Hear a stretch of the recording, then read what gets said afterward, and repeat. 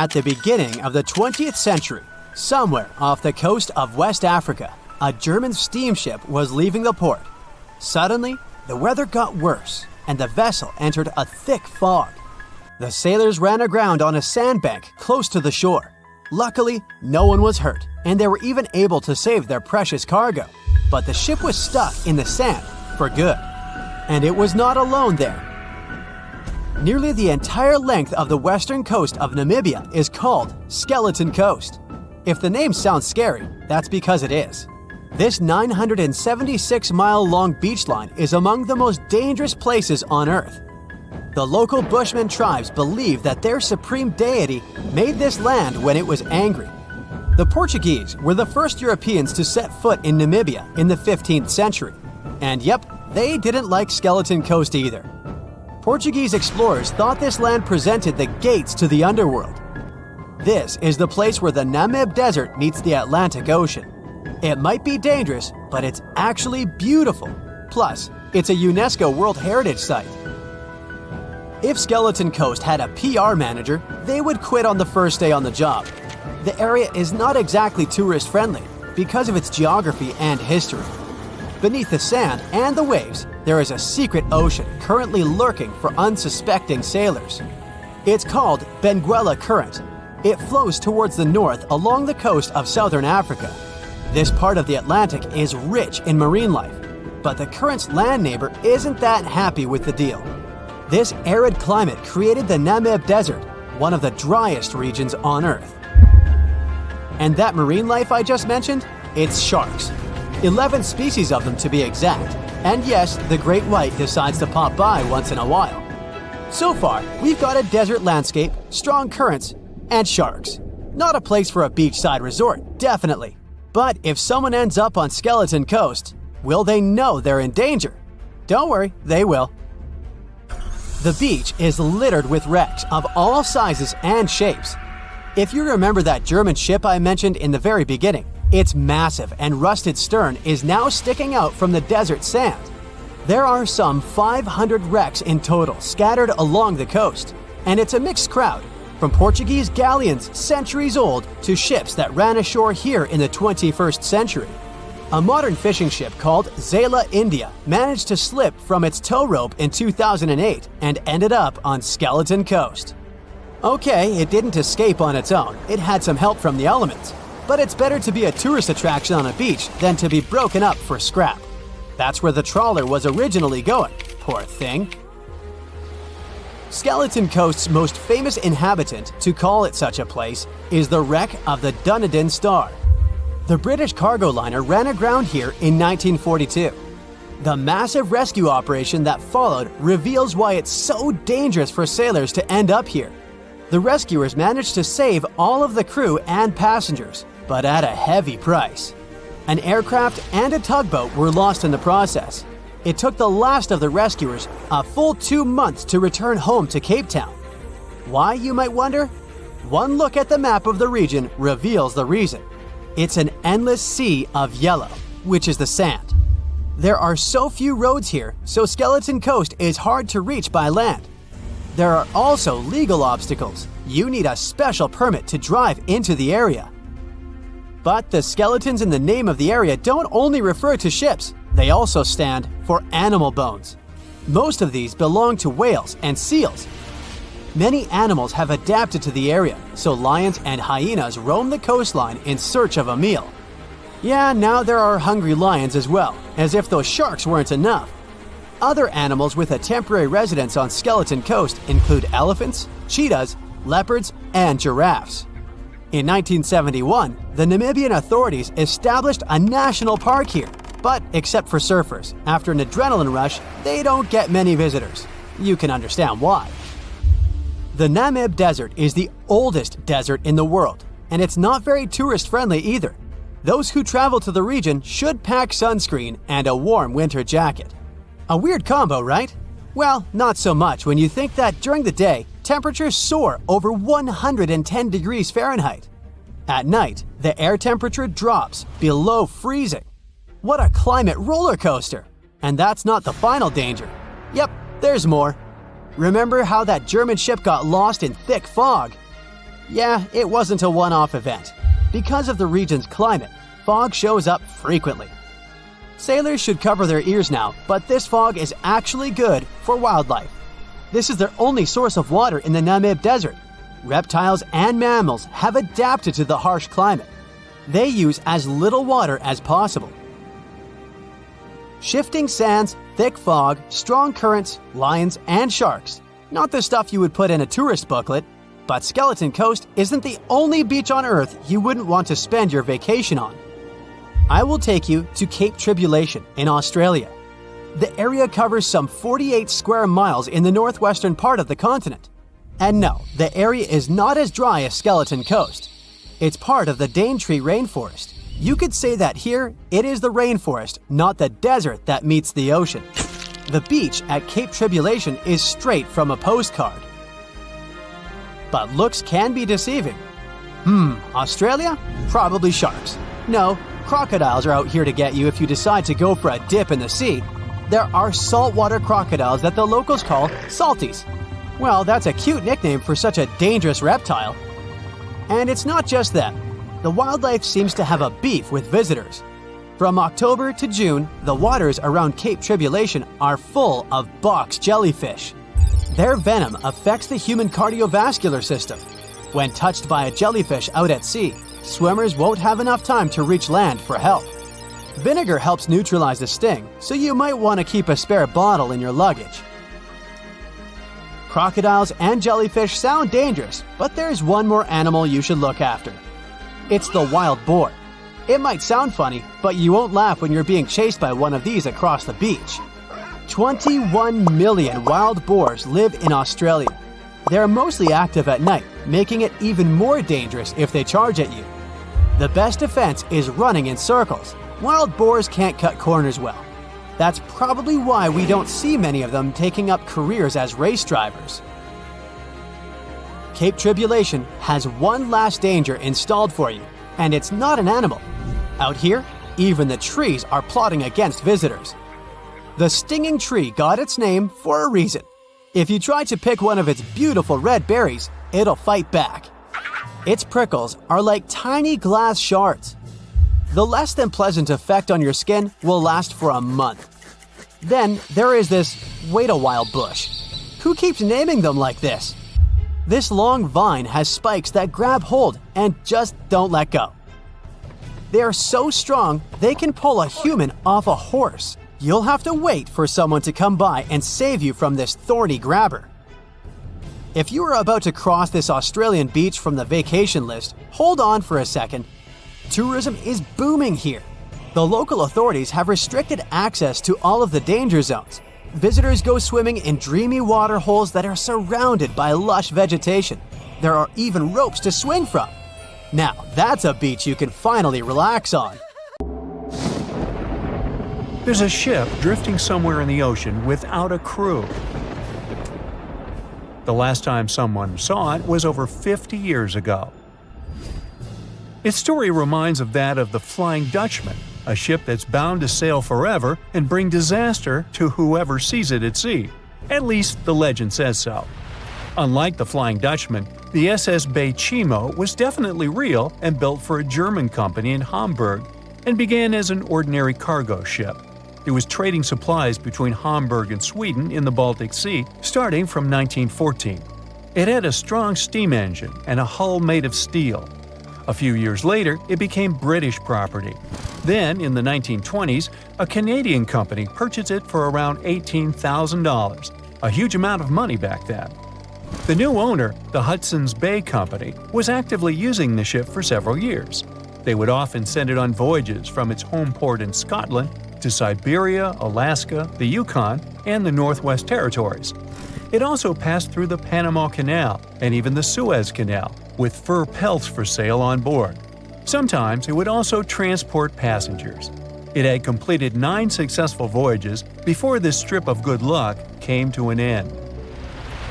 Starting from the 1930s, SS Bay Chimo would have trouble with ice and storms. When it first got trapped in ice in October of 1931, some of the crew managed to escape to Alaska. 15 of 22 sailors decided to stay with their vessel and try to save it. They had furs and other valuable cargo worth around $58,000 aboard. The company sent them supplies to survive the winter. They set camp near the ship out of the hatches, tarpaulins, and other materials, and offloaded the cargo. At the end of November, a blizzard rushed through the area, and it seemed like it had taken the ship with it. The ice platform had survived, but the ship broke free. Some of the crew members were sure it had sunk. But soon after, they heard from one of the locals who had spotted their ship around 45 miles away from their camp. The crew moved on with their lives, and the ship started its journey as a runaway vessel. People would spot SS Bechimo once a year or so, all the way until 1965. It was mostly spotted off the coast of Alaska.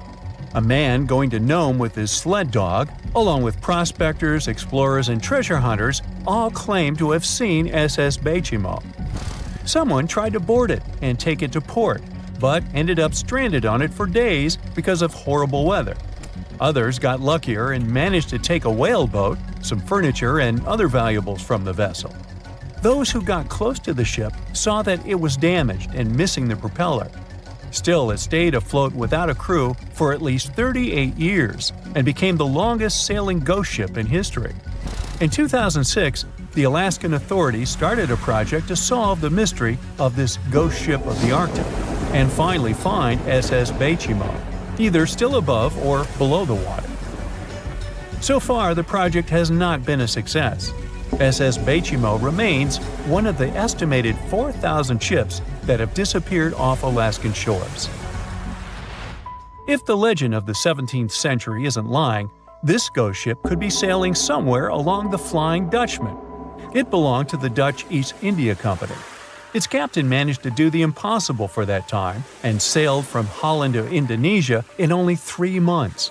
They said he was flying over the sea, and some evil tongues explained that he had made a deal with evil forces to achieve that. Once the ship was sailing back home, its captain and crew disappeared without a trace. There are many versions of what happened to it. One of the first ones said it had tried to enter port at the Cape of Good Hope, got in a terrible storm, and sank as there was no captain to save it. Another legend says the captain had refused to obey the skies to let the ship sink during the storm. A scary life form then struck the boat and the crew, and it was condemned to forever wander without rest. Many sailors claim to have spotted the wandering Dutchman.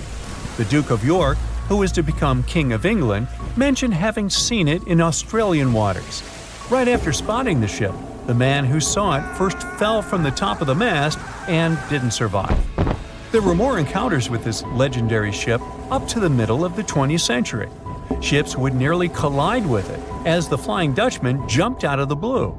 Scientists have a more logical explanation for this mystery: Fata Morgana, not to be confused with Hakuna Matata. Now, when you're out at sea on a hot day and the air is all wavy, it feels like when you look at the road on a scorching summer day. That's because of something called atmospheric refraction. When light passes through different layers of air with different temperatures and densities, it bends and twists. Sometimes, under certain conditions, this bending of light can create really bizarre optical illusions over the ocean, like sightings of the Flying Dutchman.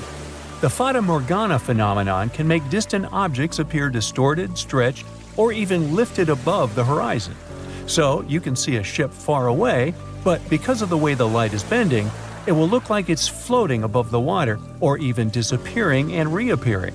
A Fata Morgana is most commonly seen in polar regions, especially over large sheets of ice that have a uniform low temperature. But you can see it anywhere, even in deserts and over lakes on hot days. The first stories about ghost ships go all the way back to ancient Greek and Roman mythology. One of the most famous ghost ships in history is the Mary Celeste. This brigantine was traveling from New York City to Genoa and was fully stocked with provisions, but missing a crew when it was discovered in the Atlantic Ocean in 1872.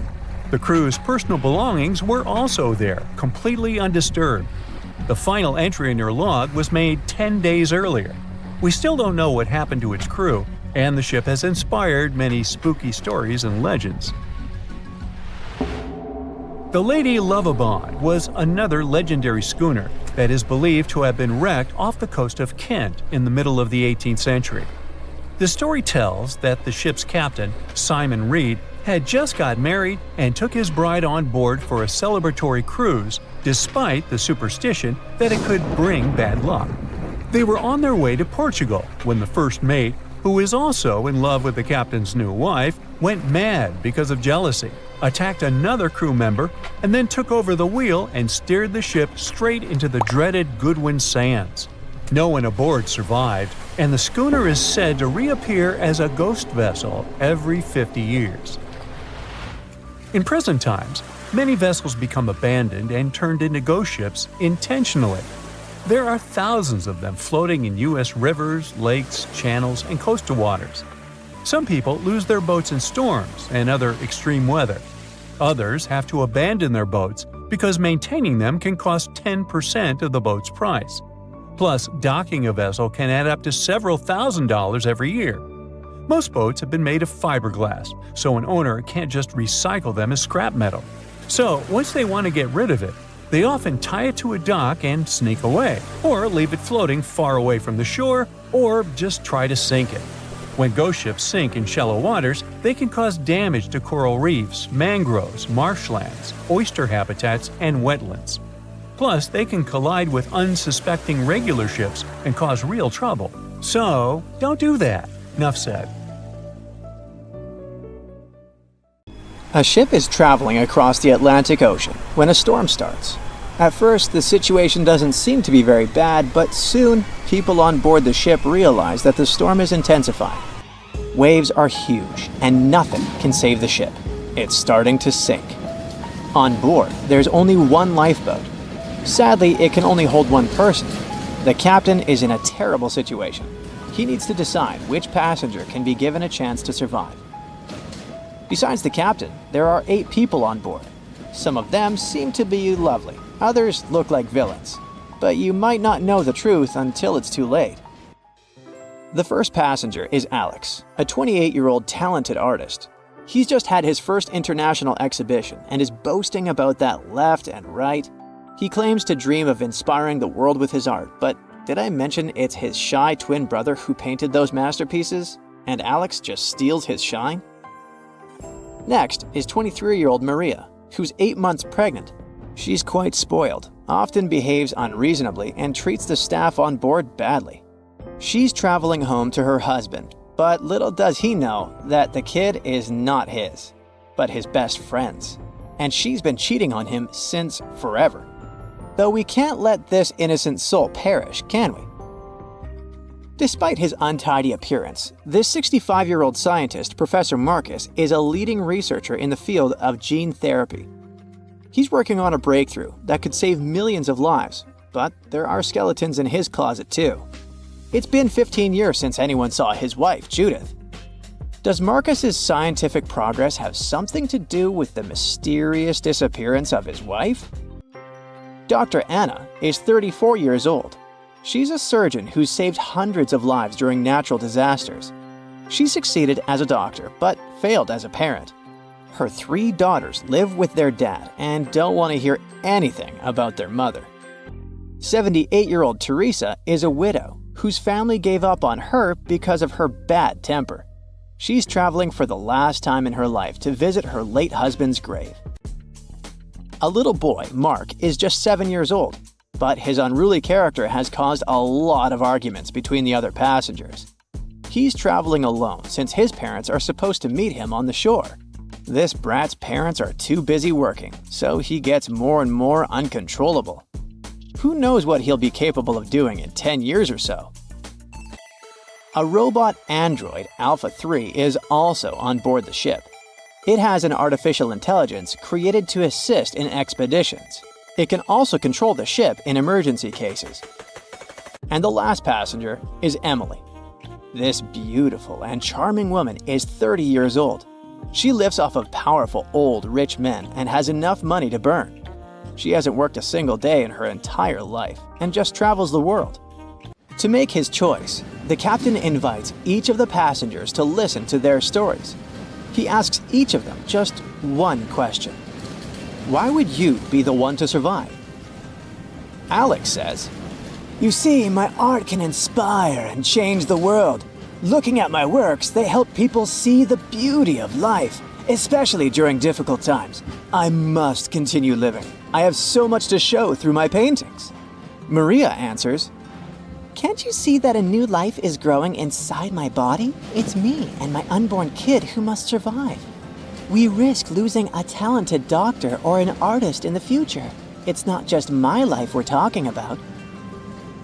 Professor Marcus says, "My work is not finished yet. It might save thousands of lives. I'm close to a breakthrough and I need to live to make it." Dr. Anna says, "My hands save lives. I have proven many times that I can do the impossible in extreme conditions. The world can't lose my skills and knowledge." The elderly woman begs, Please, you must understand me. I might have lived a long life, but I want to see my husband's grave. Mark says, I'm still a kid.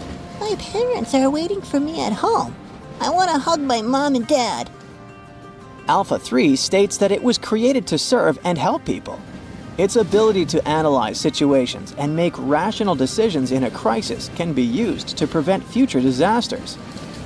Emily admits, Look at me. Doesn't every person have their unique value?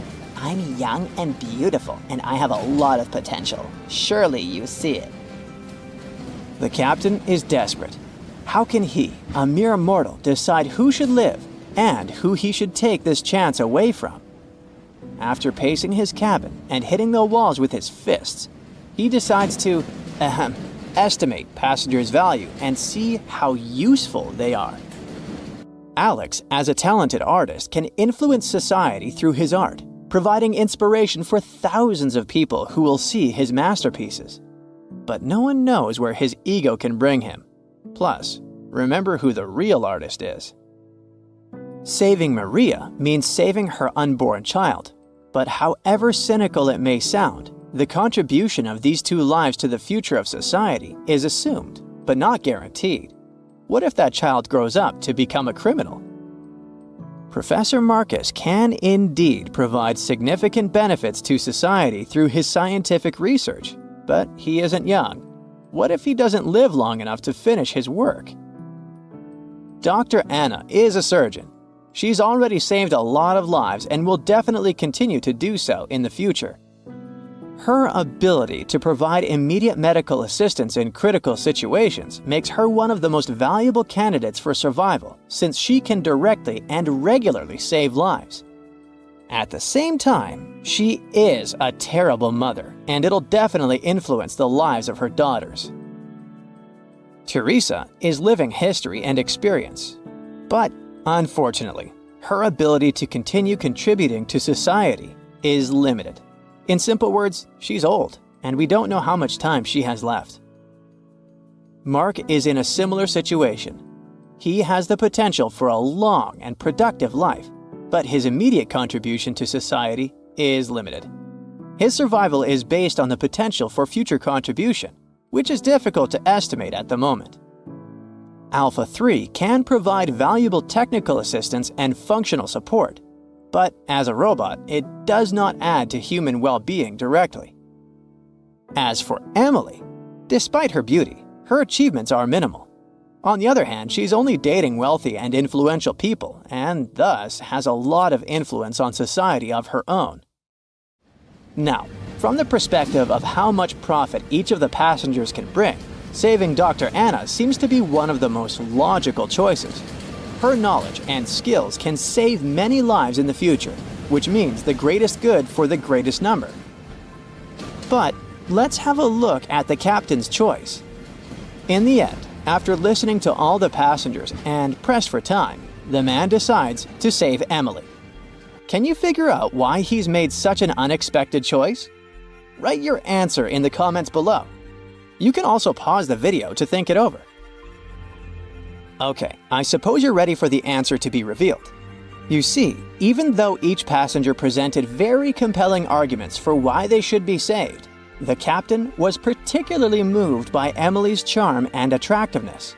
And even though there were more logical candidates in terms of utilitarianism and humanism, the captain succumbed to his personal feelings and preferences, which influenced his decision. This riddle illustrates that in real life, people often make choices based on their sympathies and preferences rather than logic or public benefit. This is because emotions and personal relationships can have a strong influence on our perception of situations and decision-making. Here's a real-life example. HR managers tend to choose candidates they like or share common interests with, and it doesn't matter that other candidates might have more suitable skills or experience. This phenomenon is known as the similarity effect. Now, I've got an important question for you. Which passenger would you save? Share your choice in the comments. But I'd like to remind you that there is no correct answer. Strange things occur in the cold waters of Antarctica. One of these things happened to a ship called Jenny. It was a small schooner whose history began in 1822. The boat and its crew set sail and disappeared a year later. For 18 years, the ship was considered sunk. People forgot about it, but in 1840, the vessel reminded the world of itself.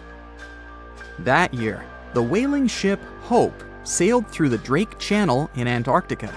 The crew members noticed a ship among icebergs. It was the schooner Jenny. It was floating slowly in the dark, with no signs of life. The captain of the Hope, Mr. Brighton, gave the order to approach the mysterious vessel. They thought it was some creepy ghost ship, but as they came closer, they noticed crew members on the deck. The sailors of the Hope called out to them, but received no answer. This time, it became clear that something terrible had happened to the Jenny. When Brighton boarded, he realized that the Jenny crew members weren't missing. They were here. Frozen people stood like statues. Brighton went down to the lower deck and found the captain. He was sitting frozen at the table, holding a pen. Brighton looked at the logbook. The last record was made on May 4th, 1823. The captain wrote that he was the only living member of the crew. They spent 71 days without food. It seemed that the ship got lost in the sea because its captain went off course or sailed into an iceberg, but no one knew for sure. After that, nobody ever saw the Jenny again. According to rumors, the crew of the Hope abandoned the frozen ship and left it to drift in the cold waters. According to other rumors, this whole story is fiction. The story of the Jenny was described in a German magazine in the middle of the 19th century. Still, there was no further evidence of the ship's existence. Already in our time, Cambridge University decided to explore the case of the Jenny.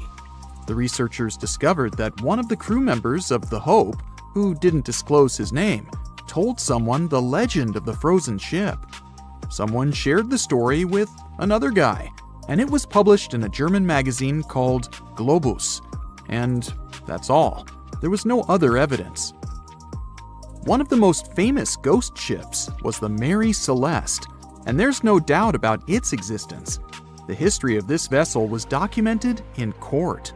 People wrote about it in newspapers, but the most exciting thing is that the ship continued to be used even after 10 people disappeared from its deck. The history of the Mary Celeste began in Canada in 1861. When it was first built, the ship was called the Amazon. It changed captains several times, and it also hit some rocks.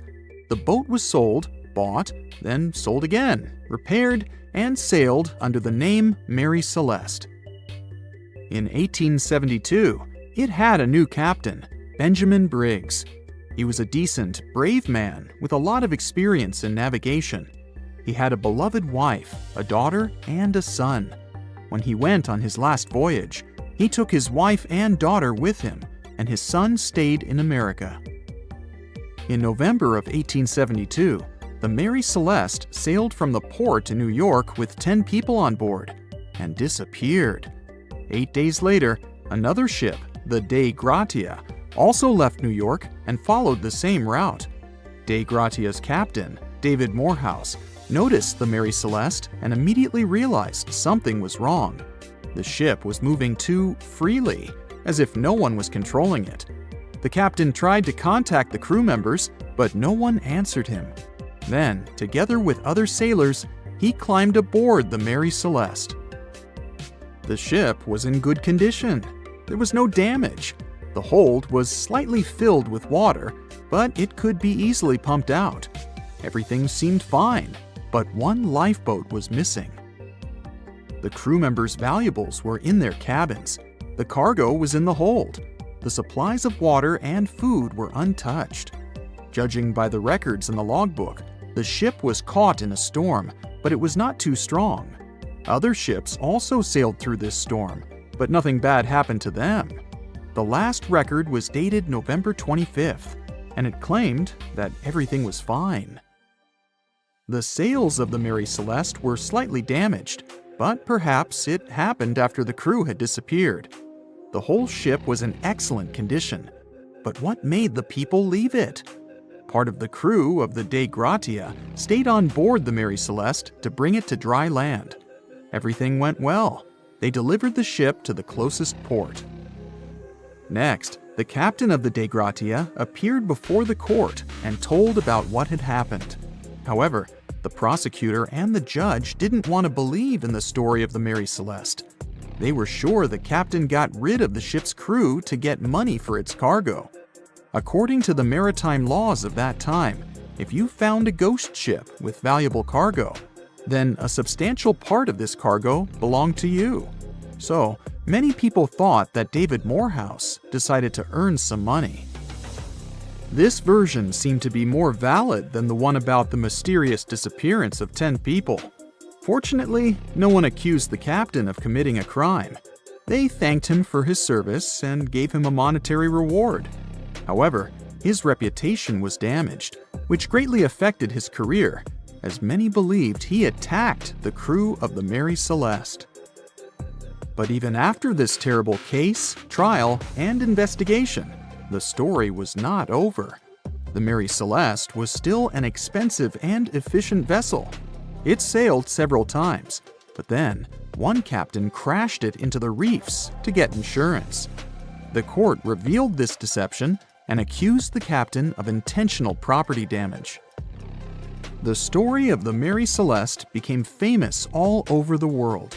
People began to build their theories, realistic and not. Someone believed the ship had sailed through the Bermuda Triangle, but this version was quickly refuted, as the route of the Mary Celeste passed thousands of miles away from the Bermuda region. Did the Kraken or another giant monster attack the ship? Nope. Since the boat was found in almost perfect condition, there were no signs of a struggle. One of the most popular versions was that the crew of the Mary Celeste stole some valuable cargo and sailed to Spain on the rescue boat. However, those who knew Captain Benjamin Briggs said he was a good, honest man. Besides, he had a son in New York, and Briggs would never leave him. A more thorough investigation revealed that a series of accidental circumstances could have caused the disappearance of the ship's crew. Before its last voyage, the vessel delivered coal. Perhaps the pump intended for pumping water got clogged with coal after that. And when the ship got into a storm, the hold filled with water and the pump broke. The captain couldn't understand the amount of water because numerous barrels in the cargo hold blocked the view. Benjamin Briggs assumed it was dangerous to stay on the ship during a storm, so he evacuated with the passengers on a lifeboat. Perhaps they were close to land and decided to sail there, but the storm intensified and overturned the boat. Also, one record in the log journal said that the chronometer was faulty. It was a device that helped to determine your location at sea using longitude. Briggs got lost and didn't know which way to sail. The storm was strong, and he couldn't determine whether the ship would sink. Perhaps Briggs decided to leave the ship in a rescue boat when he saw the coast of the Azores. The uniqueness of this ghost ship case is that, unlike many others, you can investigate it yourself. There's a lot of information about the Mary Celeste on the internet. There are documentaries and research articles. Perhaps you'll be able to notice something that others haven't seen and solve the mystery of the disappearance of 10 people. As an experienced sailor and the first man to ever sail non-stop on his own around North and South America, Matt Rutherford has seen a lot during his voyages. But what he saw in 2013 while sailing through the waters of the Atlantic with his colleague surely stands out. Some 800 miles off the coast of Bermuda, not far away from the famous Bermuda Triangle, they noticed a boat that seemed to be moving by itself. The sails weren't up and the motor wasn't running. The sailors decided to check if there was someone who needed their help aboard, so they moved closer to the mysterious ship. Once they got there, things only got weirder, as they realized there wasn't a living soul aboard. Rutherford started filming to document their discovery. The boat looked so awfully abandoned that they expected to find some pretty scary things in there. But it didn't stop Rutherford from searching the vessel. The boat, which turned out to be named Wolfhound, looked like an upscale one, probably costing hundreds of thousands of dollars. It was pretty weird to find it floating by itself in the middle of the ocean. It seemed like whoever abandoned it was leaving in a rush. There were clothes and other personal belongings all over the main cabin. Some parts of the ceiling had fallen and some drawers had popped open. The brave sailors decided to tow the ghost ship back to Bermuda. It wasn't easy because Wolfhound was bigger and heavier than their boat. After days at sea, the crew was running low on fuel and asked a passing freighter to stop and give them some gas. They kept pulling Wolfhound until the tow line got wrapped around the rudder and they realized they could get stranded in the Bermuda Triangle. So they had to abandon the ship.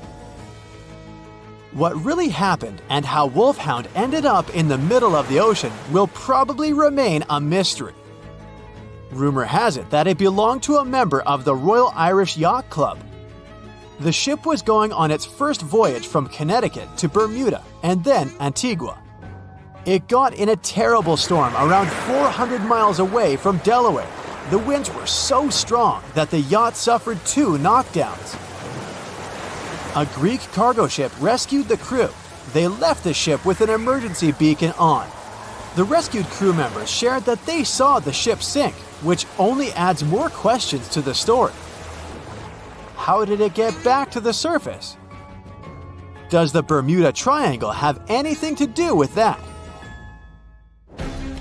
Christopher Columbus himself reported some unusual compass activity going on in this mysterious area while he was on his way to the New World. Despite the stories of more than 50 ships and 20 planes disappearing in the area, it remains one of the most heavily traveled shipping routes in the world. Some skeptics believe that this fact solves the Bermuda Triangle mystery. It could make sense because the busier the area, the more accidents happen there. But then again, it's not the number of disappearances that makes the place so mysterious. It's the lack of explanation and wreckage lost for good. The first ever confirmed ship to vanish in the Bermuda Triangle was the USS Pickering. In 1800, it departed from the US on its way to the West Indies. The ship sailed into the Bermuda Triangle along with its 90-man crew. No one ever heard anything from them ever since. The popular explanation is that the ship was taken out by a storm. But because no one found any wreckage, we'll never know for sure.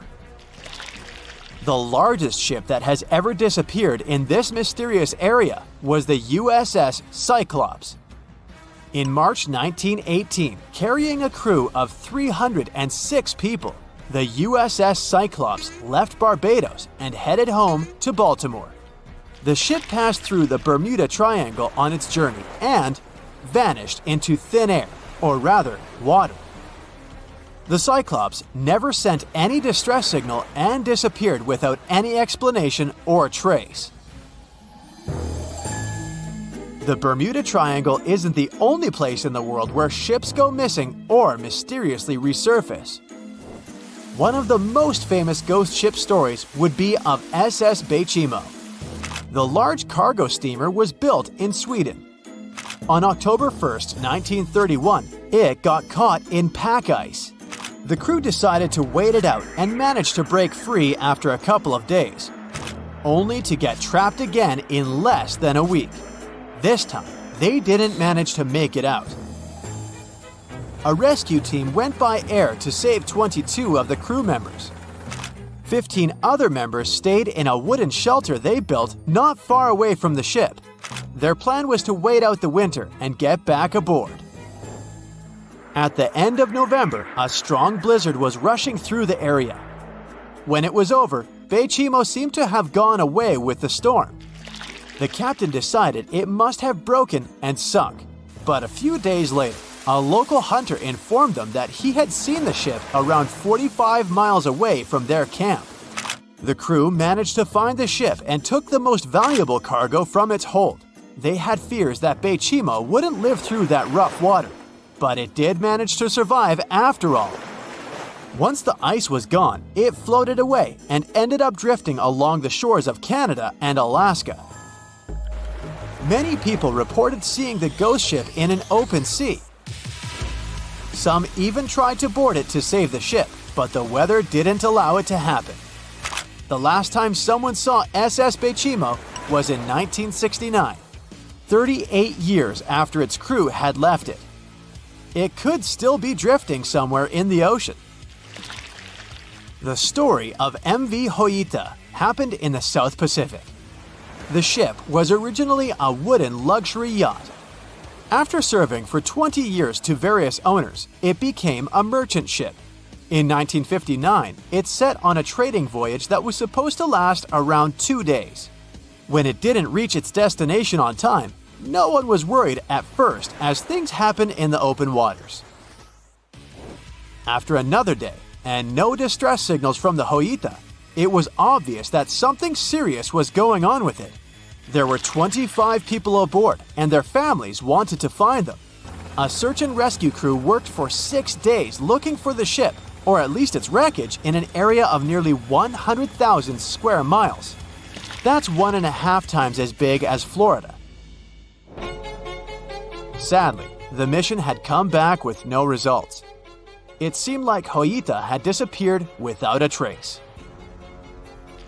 A month later, another merchant ship noticed Hoita drifting in the ocean, miles and miles away from its original route, and none of the crew members or passengers were on board. The cargo had also disappeared. The lifeboats were also gone, so the people must have escaped the ship hoping to save themselves. It turned out that the crew had been trying to get help as they tuned the radio to the International Distress Channel. But the damaged cable didn't let them send the signal any further than 2 miles. It also looked like when they were leaving the ship, the crew took the logbook with them, and we still don't know what exactly happened to Hoita. Family members of those who were on board are still looking for answers. One professor claims it must have been a corroded pipe that leaked and flooded the vessel, but we'll most likely never know for sure. In the Pacific Ocean, near Japan, there is an area nicknamed the Devil's Sea. It's believed to be one of the 12 vile vortices around the Earth. Some people claim that vile vortices have weird things going on in them because the pull of the planet's electromagnetic waves is stronger there than anywhere else. The most famous ship that disappeared in the area was a fishery patrol vessel in 1952. The ship went there to investigate the vessels that went missing previously and disappeared along with 31 crew members. Scientists who don't believe it was a mysterious disappearance blame the underwater volcano eruption for what happened. They say nothing is ever lost, and it's true. Let's discover ships frozen in time. The first one is truly fascinating. Here, the Antarctica shipwreck. It's a Greek trading ship from the 1st century BCE. It's located on the east side of the Greek island of Antikythera and at the merging point of the Aegean and Mediterranean seas. Around 2,000 years later, in 1900, a group of Greek sponge divers discovered the wreck. They were going to Tunisia, yet they were forced to find shelter from a storm on a nearby island. Since they couldn't go anywhere due to the storm, they decided to look for sponges until the weather got calmer. One of the divers discovered the shipwreck at depths of around 130 feet. Imagine someone going for a sponge hunt, but getting out to the surface with archaeological treasures. The captain of the sponge boat talked to the Greek officials about what they had found. The officials sent 2 ships to the wreckage. The salvage operation was successful, and discoveries are now in Greece's National Archaeological Museum in Athens. The findings included 3 life-sized marble horses, jewelry, coins, and hundreds of works of art, including a 7-foot-tall Colossus statue of Hercules. Among these treasures, Antikythera Ephebe, a bronze statue of a young man, caught more attention. Because the ephebe doesn't comply with any familiar iconographic model, and there are no known copies of his type, he held a spherical object in his hand. Scholars have different theories of who that person could be, but they are not in a consensus yet. More than 70 years later, Jacques-Yves Cousteau and his team went to the area and recovered hundreds more artifacts and the remains of 4 people. Interestingly, they discovered a complex set of interlocking gears, capable of predicting the movement of the sun, moon, and several planets. The mechanism can also show the times of solar and lunar eclipses years into the future. Think of this Antikythera mechanism as an early computer calendar, to plan significant events like agricultural activities, religious rituals, and Olympic Games.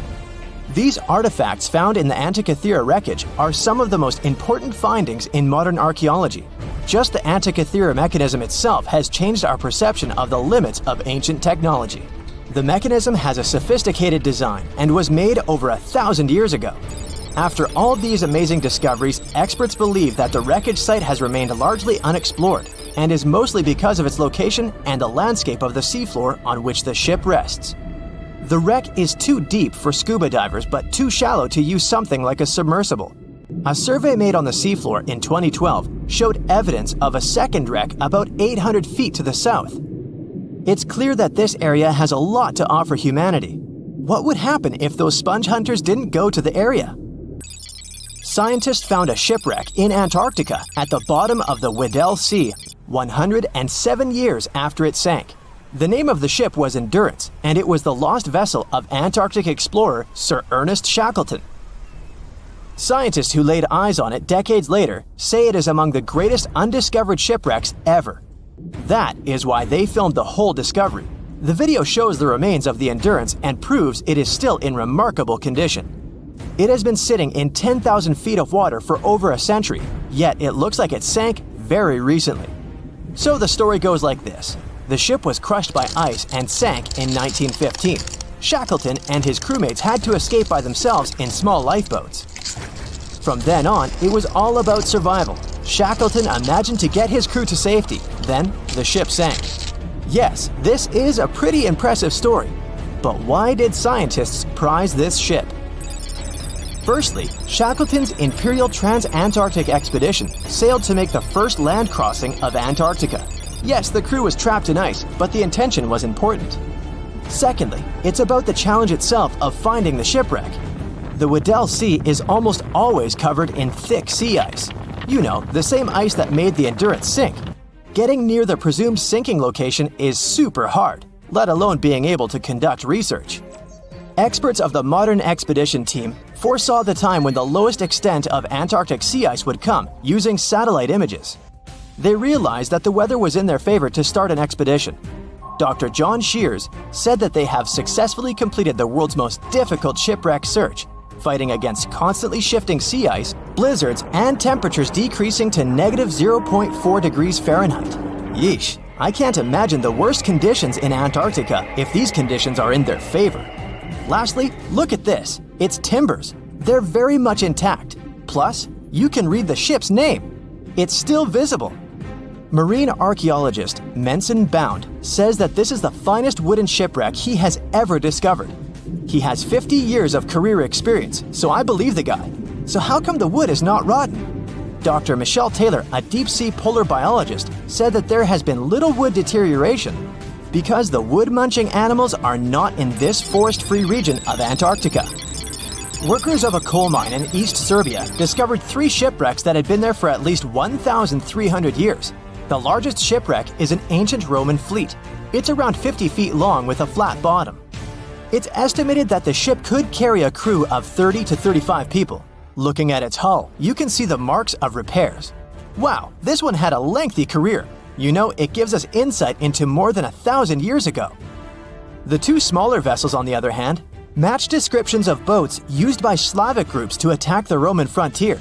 These 2 have been discovered under mud and clay in an ancient riverbed. Apparently, in those times, there was a Roman base in a place called Viminacium City.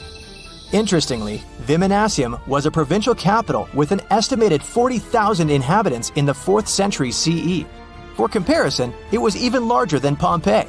The Kostelach coal mine is a center of hidden gems. Archaeologists had found evidence of ancient human and animal activity here before. For instance, in 2012, experts found bones of at least 5 woolly mammoths, which went extinct about 10,000 years ago. Canadian archaeologists found a ship 150 years after it went missing in the Canadian Arctic waters. This merchant ship is called HMS Investigator. It was purchased in 1848 to search for the explorer Sir John Franklin's ship that got lost in the Northwest Passage expedition. So, HMS Investigator left Britain in 1850 for this rescue operation. The expedition crew, captained by Robert McClure, sailed the Investigator into the water. He realized that he was in the final leg of the Northwest Passage, the sea route across North America. But before he could sail into the Beaufort Sea, the 122-ton ship itself got stuck in the thick ice. The crew spent the winter over the Prince of Wales Strait. The following summer, McClure tried again to sail to the end of the passage, but the ice blocked his way once more. Here, too, the crew was forced to leave the ship. He steered the crew into the Bay of Mercy. There, they were to remain until 1853 when the crew of the HMS Resolute rescued them. Imagine a crew of 60 people who had to spend 3 winters in the Arctic without even knowing if they would survive. Later on, the ship was found sitting upright in about 36 feet of water. It was in very good condition. Arctic water has prevented the outer deck of the vessel from deteriorating quickly. The outline of the ship and its timber can be clearly seen. Plus, archaeologists have uncovered artifacts on land left by the sailors. They had unloaded everything before abandoning the Investigator. 3 sailor graves and 1 British naval shipwreck had also been discovered in the area. I wonder what else they could find there. Wow, it's the only place where 1 minute you're learning 17 natural ways how to get rid of houseflies, and the next, you're taking an epic journey straight into a black hole. More than 10 billion, with a B, views in total. That's 47 billion minutes watched, or more than 70,000 years. That's all the way back to the Ice Age. No, I wasn't around then. 40,000 videos, hundreds of topics, and most importantly you, a whole 44 million of you. Our viewers. We could populate an entire country if we wanted to. We'd like to continue helping you learn and giving you useful skill improvement tips. Got a thirst for knowledge? We've prepared 4 masterclasses on creating a 2D character animation from scratch, 10 hours of video lessons, practical tasks using professional software, and additional materials that you can use with your own projects. Get the full course now and create your own animated masterpiece. The movie Jaws came out in 1975, and since then, people have been terrified of sharks. Some people fear seeing a great white's head come out of their showers, not to mention the fear of running into one at your local pool. Of course, none of this is actually possible, but some other scary shark stuff is. Like, yes, sharks can attack boats. They probably won't sink one. It depends on the size of the shark and the size of the boat.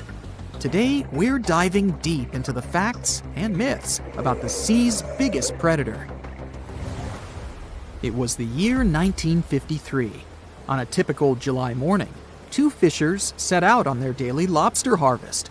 They took their white-hulled dory out to sea off the coast of Cape Breton Island in Nova Scotia, Canada. Since it was the lobster season, the sea was dotted with several dories spread out across the water. But that day, something strange happened.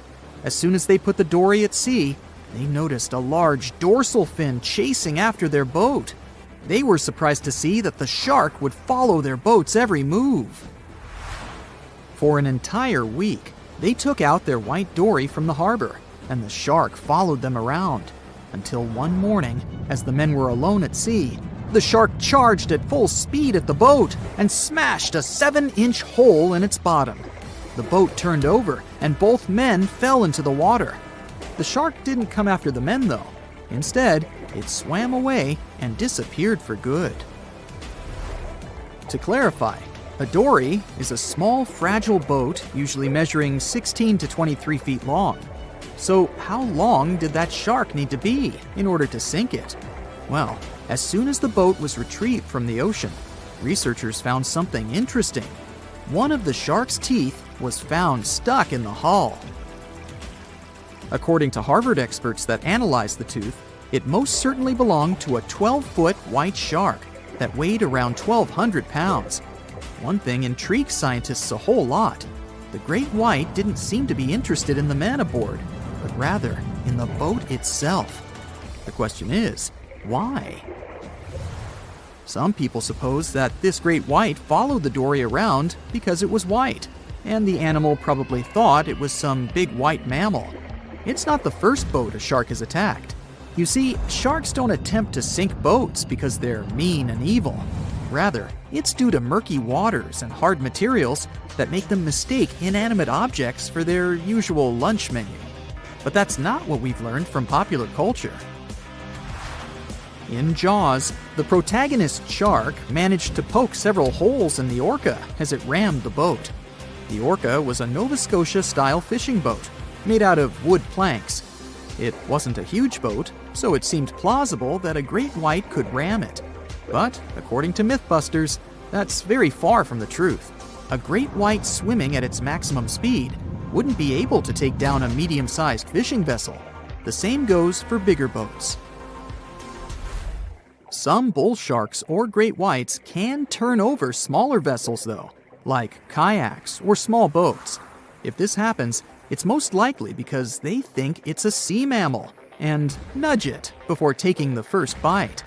No scientist can say for sure why they do this, only that it's usually a misunderstanding on behalf of the animal.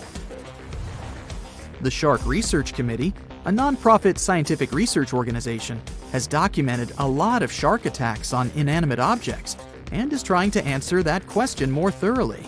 So far, they've observed several attacks on objects such as crab trap buoys and inflatable float bags. The website has also registered 2 famous attacks on boats. The first one happened in 1959, and a shark left a tooth on the hull of a boat. Researchers later identified it as belonging to a 12-foot great white. The report of the other attack, which happened in 1989, claims that a boat was circled by a great white before the animal swam at the vessel at full speed and hit the boat several times. Of course, those who suffer the most from shark attacks and encounters aren't boats. It's surfers. As far as we know, surfers look like giant wobbly seals from the shark's perspective. According to the Shark Research Committee, there have been 41 confirmed shark attacks on surfers on the west coast of North America over the course of the last century. So, should we be so afraid of sharks after all? Let's learn more about these magnificent sea creatures. Off the top of your head, how many shark species can you name? 4, 8, 10? Well, there are over 500 species of sharks swimming in the ocean. They vary from tiny specimens, about the size of a human hand, to up to 39-foot-long creatures. The largest species of shark are actually not great whites, but whale sharks. And even those are small compared to the great megalodon. This ancient creature that lived around 20 million years ago reached an unimaginable length of 60 feet. By comparison, that's the same as 2 to 3 buses placed one after another. I wouldn't swim in megalodon-infested waters even if you dared me, that's for sure. We know that sharks are very good hunters, but why is that so? Their bodies seem to have been strategically built for speed. Instead of having a bone skeleton, like us humans, sharks have a cartilage skeleton, which makes them much lighter and also super fast swimmers. Each species of shark hunts depending on its nutritional needs. So, shark species that grow to an average of 3 feet have a diet based on fish. The ones that grow bigger start feeding off of bigger sea animals, such as sea lions and seals. Throughout their lives, some species of shark can shed over 30,000 teeth. Unlike humans, who are born with a set number of teeth in their jaws, sharks have an apparently limitless supply. In their defense, they do lose teeth pretty easily, as they can easily get stuck in their prey, for example. They also have multiple rows of teeth. The jaws of a great white can contain up to 7 rows of teeth, and can grow to be more than 6 inches long. And since we're speaking of great whites, the most feared shark species roaming the oceans, this is ray. Ray is an adult white shark. He can swim up to 50 miles a day, so he needs a lot of fat in order to keep his body functioning. Funny thing about Ray, when he opens his jaws to hunt, his eyes roll back together with his head, so his sight is hindered when he's taking a bite. Now, he does like it when the water is murky and underwater visibility is low. That's because it makes it harder for his prey to spot him coming. These conditions can make it easier for him to grab that yummy seal. But this can also make it easy for him to mistake a random boat for lunch and end up scaring some humans. Some Hollywood movies love to portray sharks as having superpowers. Although they're not innately cruel, one species of shark does have something that can be considered bizarre. Hammerhead sharks, one of the most dangerous species of sharks, have a sort of sixth sense. Inside their heads, they have electroreceptor organs called ampullae of Lorenzini. These organs allow sharks to detect the electromagnetic fields of all living things in the ocean. This ups their hunting abilities to another level. They can even find prey hidden in the sand because they sense its electromagnetic field. You should know one thing. If a shark lives in a balanced ecosystem, it won't feel the need to attack unknown things. These animals are curious, though, so maybe we should cut them some slack when they bite a piece off a random boat. They said it was the most technologically advanced ship. They said it was unsinkable, and when it sank, they made a movie about it. These were the main reasons why the Titanic disaster became world famous. But unfortunately, this is not the only large-scale shipwreck. And sadly, there have been cases much worse than the tragedy of the Titanic. One of them occurred on April 27, 1865. The Sultana steamboat carried passengers and cargo daily between St. Louis and New Orleans. It was a pretty large wooden boat with 3 decks and was 260 feet long and 70 feet wide, almost twice the size of a basketball court. The ship could carry about 350 passengers, but on that unfortunate day, more than 2,000 people were on it. On April 23rd, she was making a routine voyage from New Orleans when it broke down. Something was wrong with the boiler, so the vessel docked in Vicksburg for repairs. At the port, the ship's captain, James Cass Mason, found out about an excellent opportunity to earn a lot of money. All he needed to do was to transfer a large group of former prisoners to the north. The captain agreed to do it, but the problem was that the boiler required a lot of time to repair. Mason was afraid that his competitors would take the job, so he decided to sail despite the malfunction the ship had. He patched up the holes in the boiler instead of a big repair and invited all the ex-prisoners on board. So, there was a broken boiler, an excess number of passengers, a lack of lifeboats, and not the best river conditions. Also, the captain refused to send the ex-prisoners to the hold, so they were all with ordinary passengers. There were strong chances for a shipwreck, but the greedy desire to earn more money was stronger. The Sultana went on a voyage and sailed up the river for 2 days. At this time, one of the biggest Mississippi floods in history began. The river overflowed its shores because of the flood, with the water level rising several feet.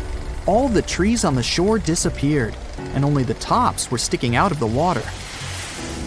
The ship sailed opposite this powerful current, making the boiler work too hard. On the evening of April 26th, the Sultana arrived in Memphis, Tennessee, and they loaded even more, 120 tons of sugar and 200 passengers. She got incredibly heavy. Around midnight, the ship continued its dangerous journey. The captain sailed to barges to load a shipment of coal. At 1 a.m., the vessel left the barge. At 2 a.m., the broken boiler, unable to withstand the load, suddenly exploded. The Sultana was just 7 miles north of Memphis. Few people survived that day. The problem was that passengers trying to escape from the fire jumped into a cold river with a strong current.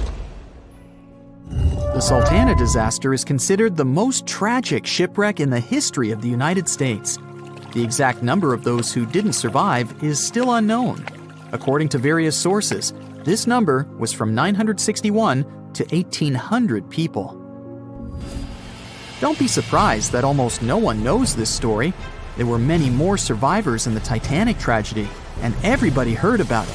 But the Sultana sank during one high-profile event. 12 days before the shipwreck, the country lost Abraham Lincoln. People hadn't yet recovered from this news, so no one paid much attention to the tragedy of the Sultana. Many catastrophes happened quite recently by historical standards. One of them occurred in 2002. The ferry La Jula was a Senegalese vessel. The ferry sailed twice a week, mainly along the coast of Dakar, carrying passengers who traded mango and palm oil. It made daily voyages and never faced severe problems thanks to modern rescue equipment and good repair service. But one day, the ship's crew discovered a malfunction and sent the boat to port. For almost a year, La Jula was in a non-working condition, awaiting repairs. But it didn't get high-quality service. After poor maintenance, the ferry set off on its last voyage. On September 26, 2002, La Jula sailed between southern Senegal and Dakar, and at 11 p.m. headed toward Gambia, where a strong storm began. The wind raised high waves, but this wasn't critical for the large passenger ship unless the number of people on board didn't exceed the established norm. La Jula was supposed to carry about 500 passengers, but had many more people that day. Too many passengers, poor repairs, and a strong storm caused severe problems for the ship.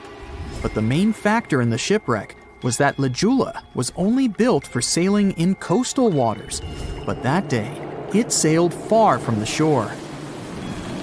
Big waves started rocking the boat, and at some point, it just turned upside down.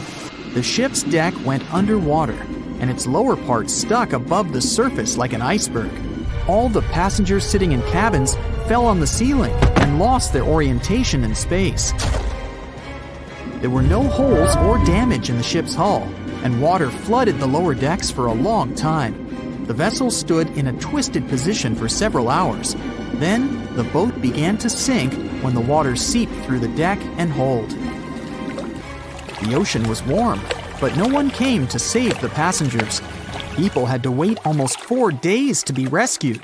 Unfortunately, only a few managed to survive. The Philippines is a very dangerous area for ships. This place consists of several thousand islands and a vast area with shallow water. Ships can run aground and damage the hull with reefs and pitfalls. On September 20th, 1987, one of the most terrible disasters in navigation history occurred there.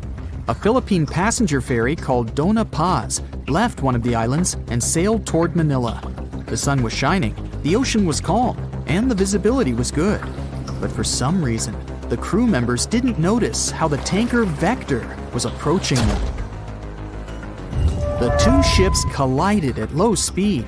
The collision wasn't strong, but the problem was that the Vector had tons of oil on board. and the Dona Paz crashed into the cargo hold where that oil was stored. So it spilled all over the ocean. And then a spark slipped through. Not only did the two ships catch fire, but also filled with water. Both ships sank in a matter of seconds. Only a few dozen people survived that disaster. On September 27, 1854, the passenger ship Arctic sailed from Liverpool to New York. The fog came rolling down, and visibility got really bad. Another boat appeared out of the thick white haze, the French steamer Vesta. The ships were close enough to each other that a collision was inevitable. The French vessel was smaller, so it seemed to the Arctic's captain that Vesta had received a lot of damage. And while he was staring at the other ship, his boat got quickly filled with water. The captain gave the order to sail to the shore as fast as possible, but the ship's engines stopped working because of the flood. Then the ship's crew started to lower lifeboats with women and kids. Still, when rescuers found lifeboats with people, it turned out that only 87 out of 400 people survived, 65 crew members and 22 passengers. Surprisingly, there were only grown men among them. The ship's captain survived by clinging to the wreckage. All newspapers wrote about this story as one of the most terrible and shameful tragedies in navigation history. The survivors were criticized because they didn't save women and kids, and the crew members were accused of violating the law, since the safety of passengers should be higher than the safety of sailors. But despite this, none of them were brought to responsibility. Unfortunately, shipwrecks still occur to this day, but fortunately, there are fewer of them than before, thanks to modern navigation systems and radar. But no technology can guarantee there won't be a super strong storm or any other emergency that no one can foresee. More than 25 million people boarded cruise ships globally back in 2017. It may not seem like a lot, but that's more than the total population of Belgium. It's a great vacation alternative with an added bonus. You can sample various different destinations for future time off in one single trip. If you've already booked a trip on a cruise ship, but you still have no idea what you should pack, start with some research on your specific cruise location. Either way, be sure to bring deck-friendly shoes that are low-heeled. Also, add a pair that's comfortable to walk on larger distances for the days spent ashore. Depending on the season, you might want to add a few swimsuits too. If you're on any type of medication, make sure you bring it with you in its original packaging. If you're a light packer, don't worry. Most cruise ships come equipped with laundry rooms. They're kind of pricey, especially if you want your garments to be washed, ironed, and folded for you. But it does save you the extra hassle of packing more clothes or washing them for yourself. It's really important that you check in with your credit card company before boarding a ship, more so if your itinerary includes one or more foreign countries. Your credit card might get frozen if there's any unusual activity on your account.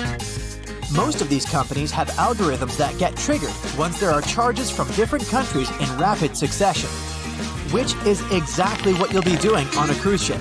Letting them know beforehand saves you the embarrassment of having your card declined at some fancy restaurant. To make sure you get the best room, before booking it, check out the ship's deck plan. It should be available on their website. If it's peace and tranquility you're looking for, don't go for the rooms directly above or below any of the ship's entertainment points. Also, if you have a history of getting seasick, try to skip the rooms that are available at the front of the ship. Rather, go for those located in the middle of the ship on a lower deck. You'll feel less movement.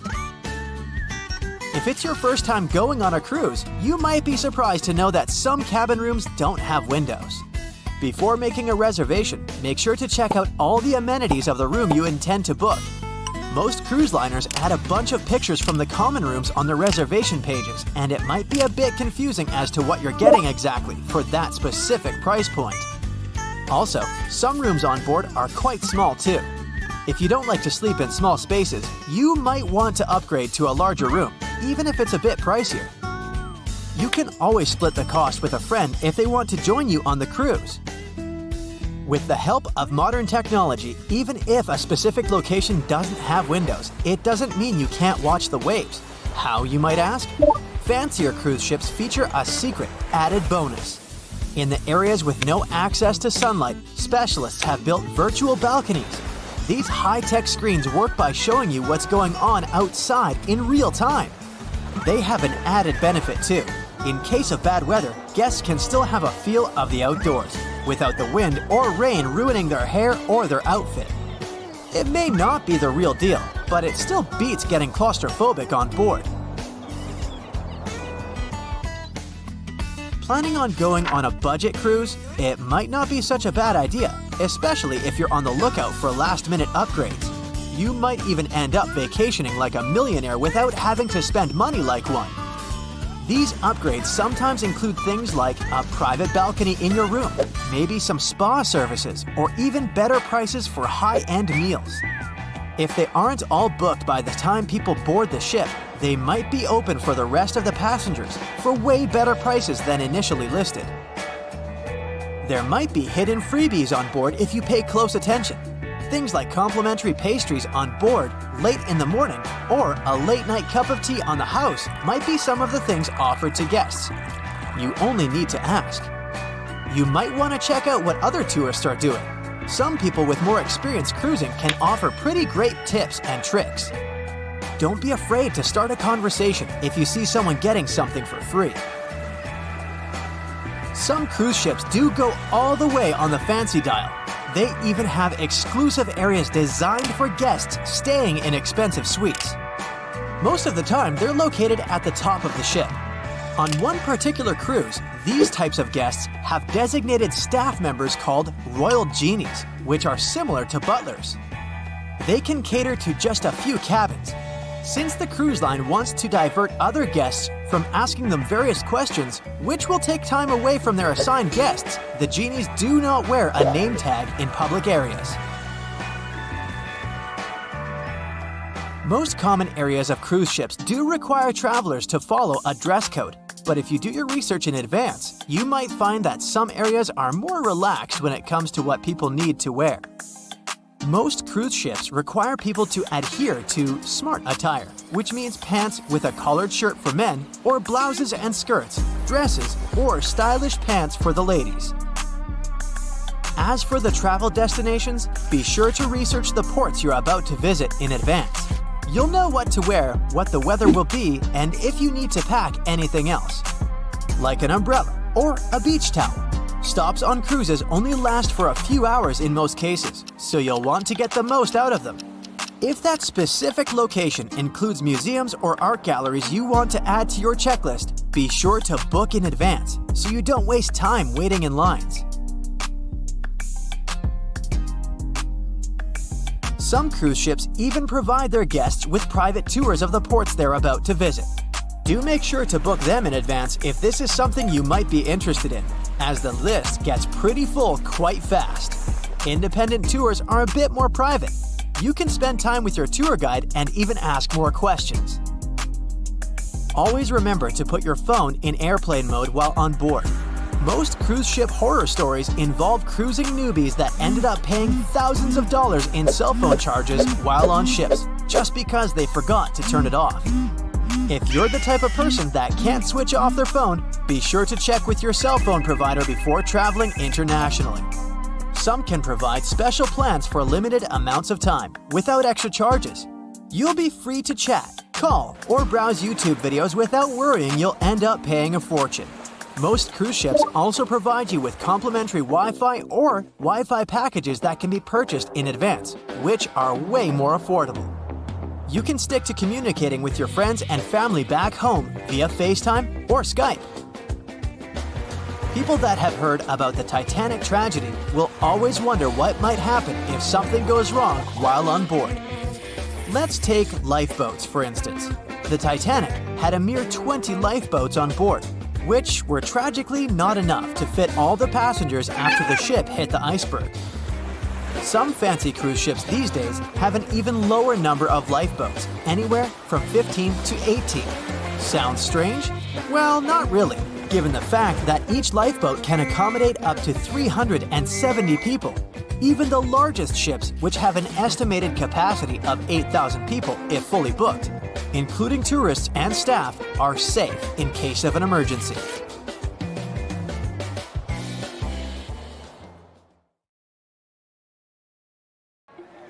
So in 2017, over 25 million people boarded cruise ships all over the world. Now, if you're keeping count, that's more than the total population of Greece. It's become America's favorite choice when it comes to going on vacation. It's easy to see why hopping aboard a cruise ship becomes more popular each year. Heading out on a cruise is also coming back in style with newer generations. 2/3 of Gen Y and millennials say that cruising is their new preferred type of vacation. How's that? Well, let's see. It's easy to plan in advance. On board, you can find activities for all family members, and you get a chance to visit several different destinations in one trip. An added bonus of booking a cruise? You can sample various places for a future time off. The entertainment on board is often top-notch, providing passengers with an added taste of luxury. And the amenities and accommodations are generally very reliable. Not to mention that it gives tourists that feeling of actually getting away from everything that people strive for while out of the office. Royal Caribbean International is one of the largest cruise lines in the world, with just over 19% of the cruise market as of 2018. Its current fleet is divided into many different classes of ships, including the Voyager class, Radiance, and Quantum. The latest addition to the Royal Caribbean International's impressive fleet was built in 2018. Wonder of the Seas is now the largest cruise ship in the world. Since this spectacular liner has just had her maiden voyage in March 2022, let's look at some of the incredible perks it has to offer its passengers. For starters, the boat is so big that it had to be split into neighborhoods. Well, it figures since Wonder of the Seas can accommodate almost 7,000 passengers. Fond of New York? Well, no worries. Wonder of the Seas has a central park of its own, with an estimated 10,000 plants to check out. The ship's central park is a feature of all Oasis-class ships, being one of the so-called neighborhoods. Let's look at some other areas, shall we? Like this boardwalk, a place that includes an arcade, a candy store, and a sports bar. It's best suited for long walks. There's a pool and sports zone on Wonder of the Sea. These areas feature the ship's numerous pools and hot tubs. There are many activities to check out on the sports court. Then there's the Royal Promenade, or Promenade if you prefer. That's the main road on Wonder of the Seas, with bars, lounges, and places to grab a cup of coffee, or a luxurious latte. The entertainment neighborhood is the focal point for leisure activities on the ship. Here, guests can find a comedy club, an ice skating rink, and even a theater. The spa and fitness area is a tranquil zone with a huge array of treatments available. The fitness center is free of charge, by the way, so there's no excuse for guests to skip a leg day. An extra 8th zone was added to Wonder of the Seas. It's called the Suite Neighborhood. This is an exclusive area designed for guests staying in the suites. Oh, now I get it. It's located at the top of the ship. Guests here have designated staff members called Royal Genies. Yeah, if you rub a lamp in your suite, they appear. Nah, not really. The genies are similar to butlers. They can cater to just a few cabins. Of course, the cruise line wants to divert other guests from asking these crew members various questions and taking their time. That's why the genies don't wear name tags in public areas. As for its itinerary, Wonder of the Seas was initially supposed to be homeported in China, but Royal Caribbean decided to move the liner to the United States. In March 2022, the ship started its journey with 7-night Eastern and Western Caribbean itineraries. In May 2022, Wonder of the Seas is scheduled for a trip to Europe, with Western Mediterranean cruises from Barcelona and Rome planned for its guests. Passengers will also be able to visit Palma de Mallorca, Spain, and Capri, Italy. When the summer season is over, Wonder of the Seas is scheduled to return to Florida to offer year-round sailing starting November 2022. And by the way, there is no truth to the rumor that a special cruise only for highly allergic and hay fever sufferers will be called the Wonder of the Sneeze. Nope, not at all. Now, it's hard to imagine a ship so massive that can accommodate so many amenities on board. For example, the Titanic was the largest ship of its time, measuring 882 feet in length. And Wonder of the Seas is not only 1,188 feet long, it's also 36% taller and 34% wider. Speaking of lifeboats, which I am about to, Titanic had a mere 20 lifeboats on board, which was tragically not enough to fit all the passengers after the ship hit the iceberg. But Wonder of the Seas has an even smaller number of lifeboats, 18 to be precise.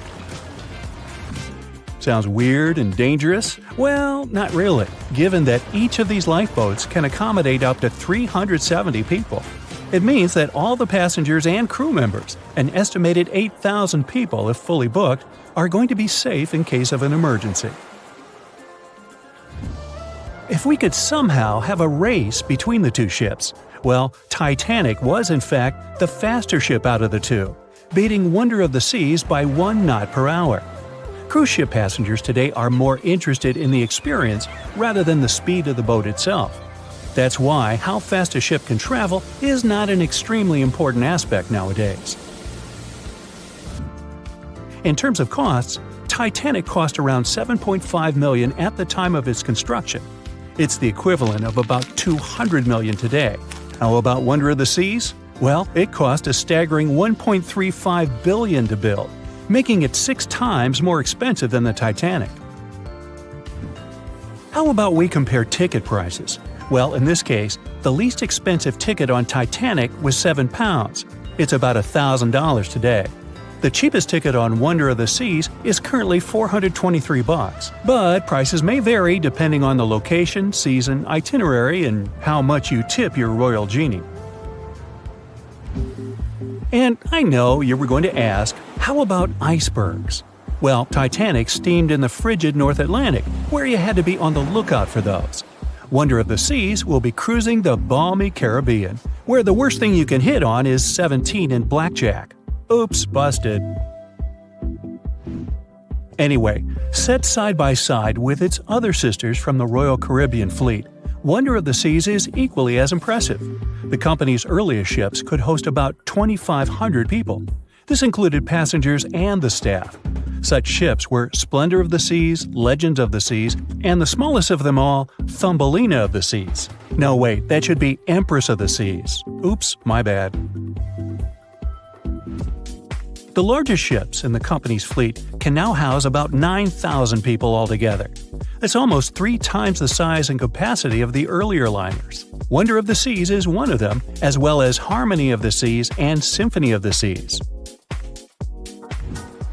Are you seeing a pattern here? Yep, if you ever encounter a ship with "of the Seas" in its name, it's safe to assume it belongs to Royal Caribbean.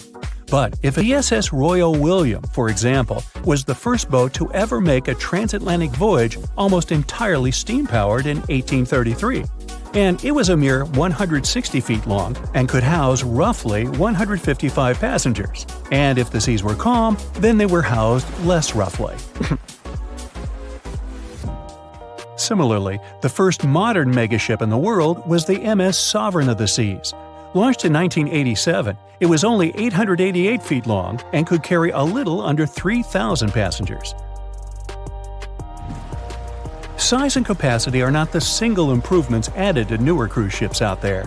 Recent technological developments in artificial intelligence and facial recognition have allowed cruise operators to ensure faster, smoother boarding for passengers. If, in the past, it took from 60 to 90 minutes for all passengers to board a ship, nowadays, cruise ship operators manage to get people comfortably settled in less than 15 minutes. Now, I'm sure you're already eager to book a ticket. But let's look into some of the more interesting activities you can try on board Wonder of the Seas. This way, you'll know what you're getting yourself into. All Royal Caribbean ships have loads of artworks available for their guests to enjoy. But Wonder of the Seas goes above and beyond, even featuring statues of astronauts in key locations around the ship. You'll find the first astronaut looking through the glass at the promenade, while a second one is busy rock climbing at the boardwalk. The third and last astronaut is more of a movie fan. This statue can be found near the movie screen sitting area. Going astronaut sightseeing is proving to be quite the experience among guests. In the areas with no access to sunlight, Wonder of the Seas features virtual balconies. In case of bad weather, guests can still have a feeling of the outdoors, but without having to hide from wind or rain. Teenagers have a place of their own reserved on the ship. There's a special club with a private hot tub, selfie area, games, and comfortable seating. The inside part of this club features a vending machine, an interesting collection of literature, and tables for foosball. Well, sign me up. April 1912 marked one of the most terrible tragedies in the history of the world.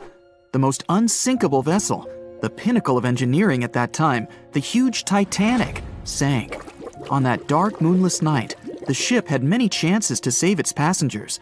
There was another ship just a few miles away that could have saved the Titanic, but it didn't. It wasn't a phantom ship, and it's not some legend or a theory. This is a documented reality. There are records and witnesses' statements confirming this. But why didn't this ship help? Let's find out what happened that night by looking at these events from 3 different points of view. Let's start with the Titanic version. 11:30 p.m. The moon hides behind black clouds. Visibility is bad. Everything is calm on the Titanic. Under the captain's guidance, the communications operator stays in touch with the mainland through the radio.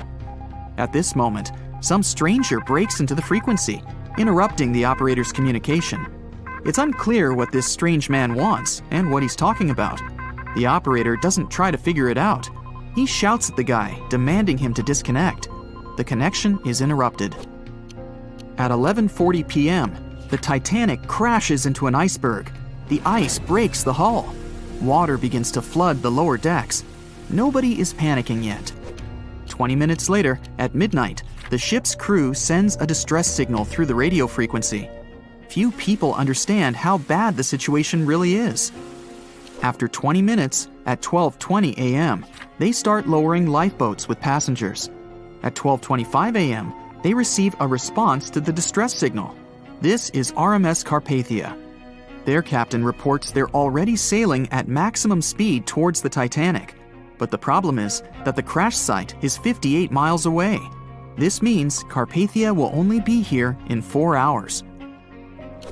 At 12:45 a.m., the sinking ship's crew release rockets into the air. These flares are one of the main reasons for the terrible fate of many passengers, but more on that later. 90 minutes later, the Titanic's deck breaks and the ship dives underwater.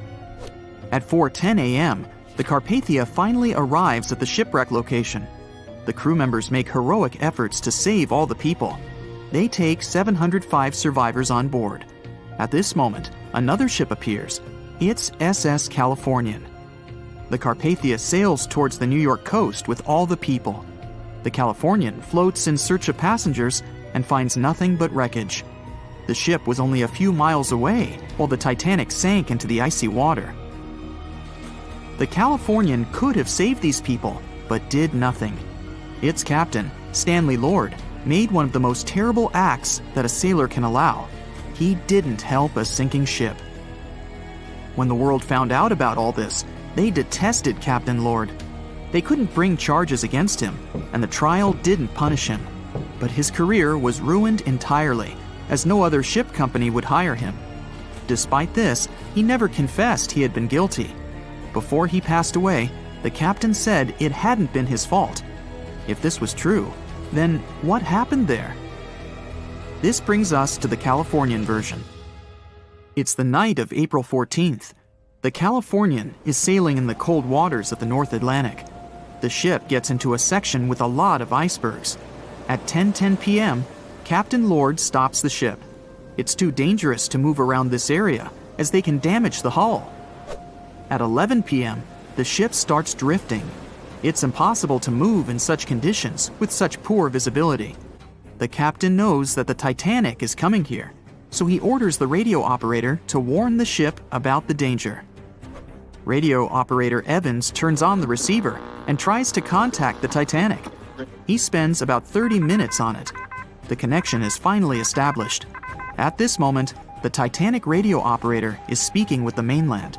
Evans interrupts this conversation and tries to warn the ship about icebergs. The operator doesn't understand Evans' words. He's annoyed because Evans broke into the channel so brazenly. He shouts at Evans and cuts the connection. Tired, Evans turns off the receiver and informs his superiors about the incident. It's still a mystery how the captain reacted to this news. He probably thought the Titanic knew about the danger. He lets Evans go to bed. If Evans hadn't turned off the radio and waited 1 hour, he would have heard a distress signal from the Titanic. But you shouldn't blame him. At this point, he has no official reason to stay at the transmitter. Evans is too exhausted and can't fight drowsiness. So, Evans goes to bed. The Titanic begins to sink. Its captain sends a distress signal. The operator on board the Carpathia catches it, but the Californian doesn't, since the receiver is turned off. Captain Lord can't sleep. He feels that something is wrong. Meanwhile, the Titanic is rapidly sinking under the water.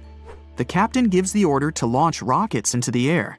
And here is where one of the critical mistakes takes place. They release warning lights, but they are not red.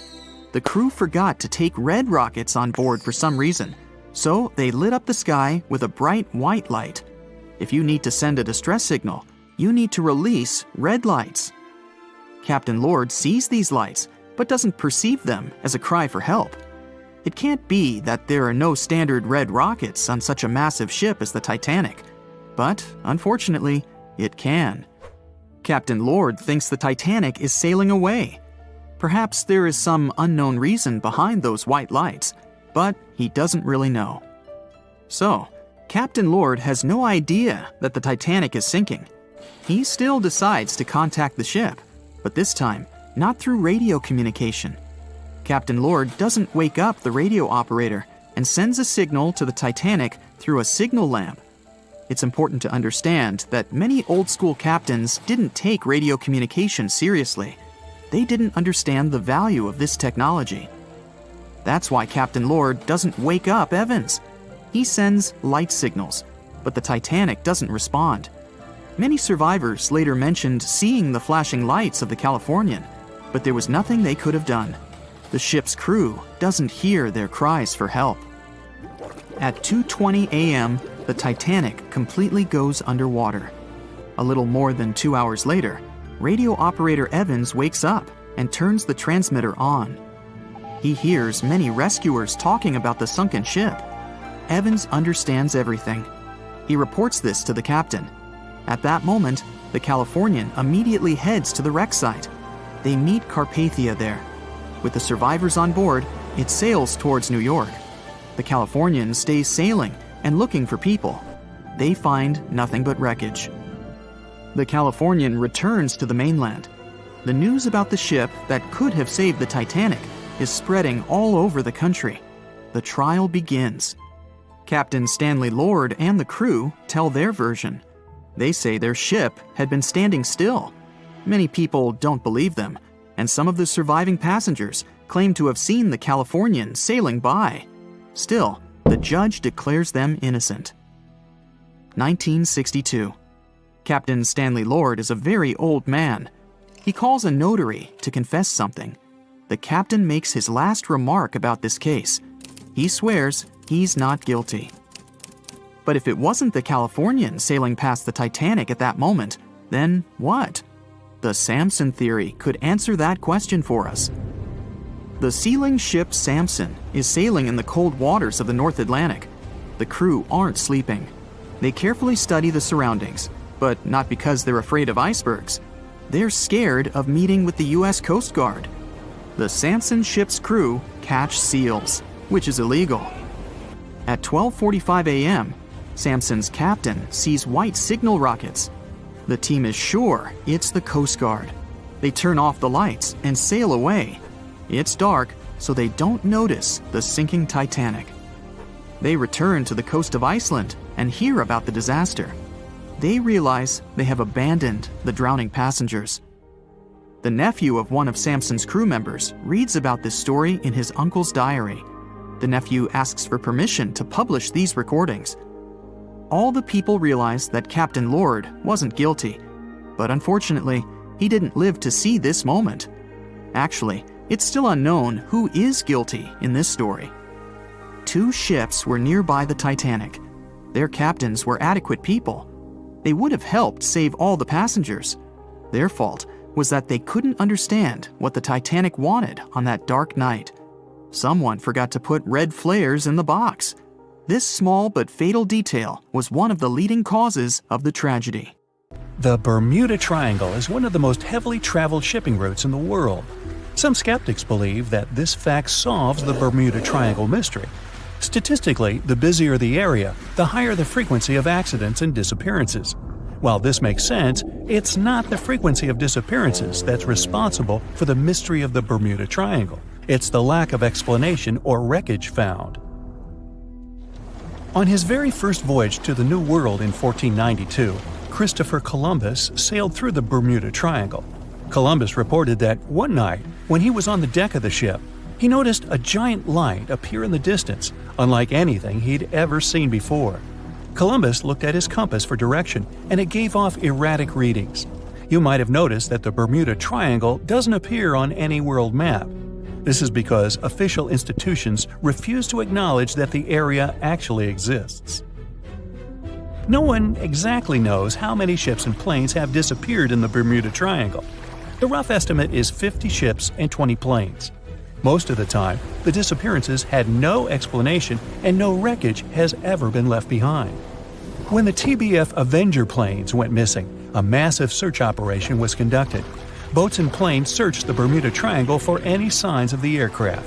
One of the boats searching was a PBM-5 Mariner airboat. The airboat took flight at 7:27 p.m. and called in a routine radio message 3 minutes later. Then, it was never heard from again.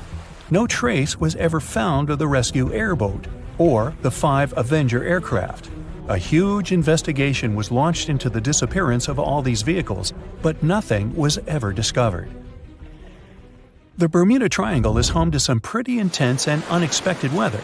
Storms build up quickly and unexpectedly, then disappear soon after. If you blink, you might miss it. This could explain why few distress signals are issued. Pilots and sailors never saw the weather coming. A popular theory suggests that rogue waves are responsible for the many disappearances. Rogue waves are called extreme storm waves by scientists. They occur when different weather patterns take place at the same time and cause large unexpected waves that reach up to 100 feet tall. Witnesses say that the waves look like giant walls of water. These waves could explain why ships go down fast and without leaving any trace. Just off the coast of Japan, you'll find the Bermuda Triangle of the Pacific Ocean.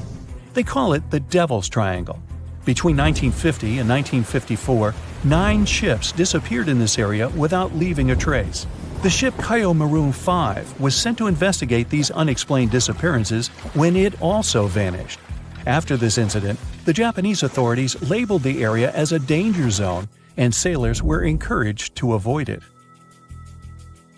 Some people blame all disasters on the extraterrestrial paranormal activity. Others suppose it's all about raging natural phenomena. Some scientists believe the cause of anomalies is the environmental changes. Also, there's a really high concentration of methane hydrates on the bottom of the ocean in the Pacific Bermuda area. This gas tends to set off, and when it happens, bubbles start forming on the surface of the water. These gas eruptions can interrupt the ability to float and can easily sink a ship. Because of this chemical reaction, there won't be even a trace left. Underwater volcanoes are said to be another possible explanation for the Japanese Dragon's Triangle. In fact, they can take down even small islands. Luckily, nobody lives there. It's a pretty common thing in this area that some of them disappear underwater and others appear out of the blue because of seismic activity. You'll never find the Dragon's Triangle on any official map of the world, so nobody's quite sure about how large it is in reality. In July 2015, 2 teenagers disappeared after setting sail off the coast of Florida. There's some mystery about what the 2 teens were really getting up to. They told their parents that they were just going to fish, but they told their friends that they were crossing to the Bahamas. Shortly after they left, a line of thunderstorms moved towards the area, and the boys were never heard from again. A massive search was conducted, but sadly, nothing was found. 1 year later, the pair's boat was found off the coast of Bermuda with a broken iPhone and some personal effects left inside. One of the most popular and bizarre theories trying to solve the Bermuda Triangle mystery comes from Charles Berlitz.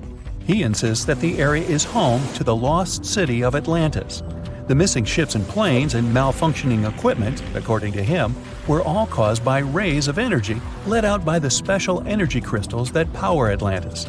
While this sounds silly, Berlitz's theory was convincing enough that over 20 million people bought his book worldwide.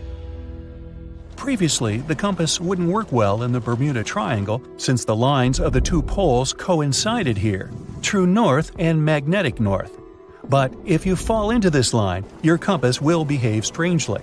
But the magnetic north is constantly shifting, and now it's far beyond the triangle. No legend says pirates of the last centuries operate in the Bermuda Triangle, or that the Flying Dutchman makes other ships disappear. A popular theory is that ships travel to the distant past or future through a time portal in the Bermuda Triangle. Fortunately, these are all myths. Just imagine hundreds of giant tentacles reaching out to a group of ships sailing through the Bermuda Triangle. In the past centuries, they could easily sink an entire fleet, since the ships were made of wood and were lighter. Squids wrapped decks with their strong tentacles, made holes in the ship's hulls with their sharp beaks. Toothy suction cups could break the masts and tear the sails. The water was filling the holds and slowly rising to the deck. The ship sank in a matter of minutes. Survivors reached the shore and told everyone about huge monsters. This is how the legends of the Kraken appeared. Fortunately, now people have sonars and equipment for monitoring the sea space. They say the main reason why this place is so enigmatic must be the magnetic fields that form this ominous triangle. Ocean floor is made of rocks containing a lot of magnetite. It's more like iron. Magnetic fields react to the high concentration of magnetite on the ocean floor, which may start a sort of conflict between the two. It can often lead to various weather anomalies and, as a result, navigation issues. And naturally, any changes in the ocean floor or the Earth's magnetic fields influence the Bermuda Triangle a lot. Magnetic fields tend to shift their position, so do tectonic plates and even the continents, even though we never notice it. The skies are usually very clear there, but back in 1883, some people witnessed abnormal things in the area. Some claim to have seen large blocks of ice falling from the skies, and the crew even managed to save one as hard proof. Seems like the Bermuda Triangle has an alternate not only on Earth, but even in space. Spacecraft usually don't disappear into thin air though, like there's no air. This anomalous area is really large and stretches right above the South Atlantic. It occupies the area from Chile to Zimbabwe and sits right at the point where Van Allen radiation belts are the closest to the surface of our planet. The Earth has 2 such belts, which come in handy trapping the particles that shoot in from the sun. They do a great job protecting the Earth from radiation.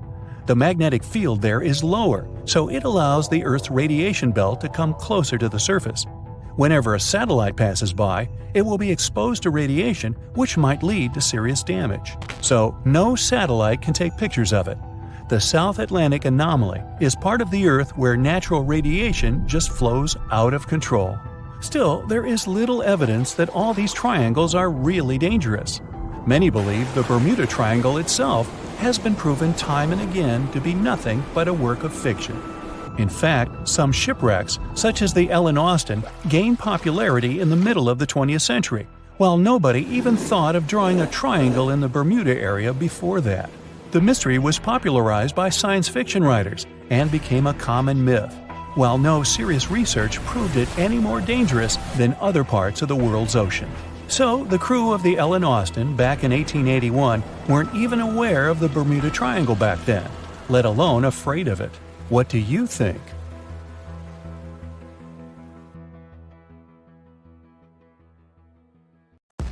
It's 2018. You get up early in the morning to go ashore and catch some fish. You come to the spot you were yesterday, throw the hook into the sea, and wait. The float is twitching. You've caught some fish, but hey, hello?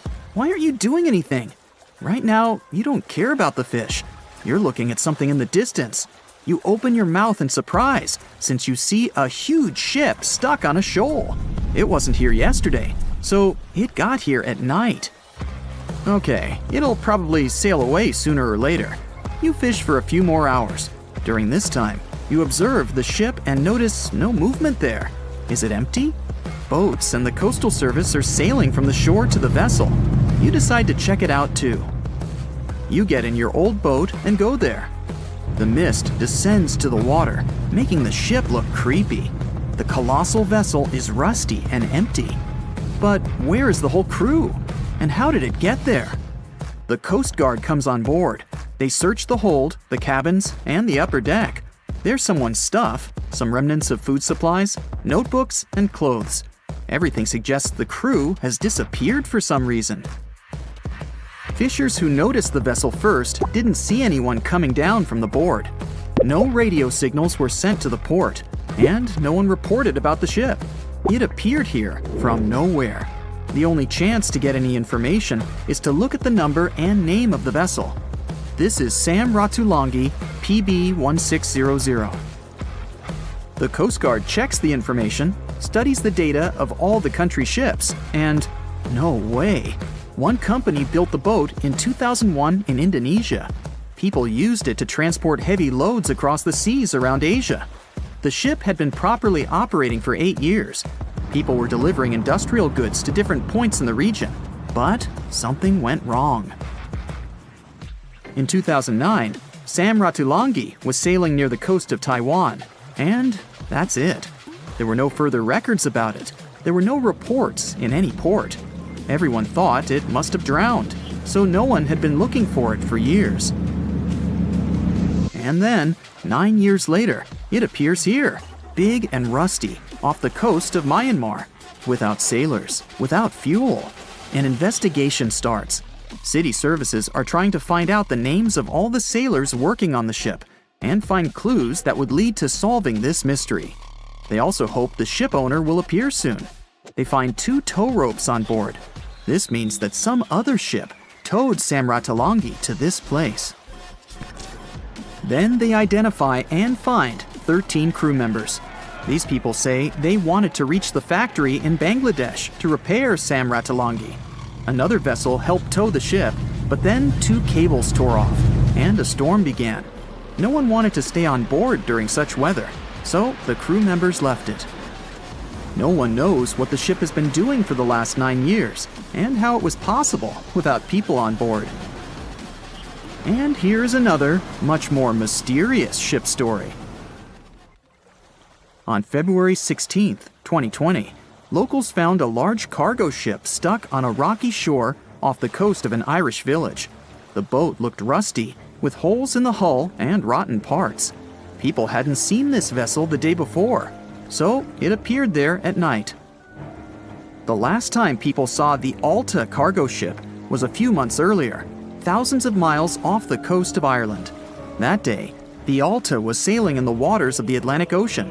Another ship, the MS Protector, noticed it. MS Protector crew members tried to contact the ship, but received no response. The people on board realized that they were facing an empty vessel. And then, 5 months later, it appeared near the coast of Ireland. There are more questions than answers in this story, but we managed to find something out. In 2015, the Alta appeared and disappeared from the radar several times.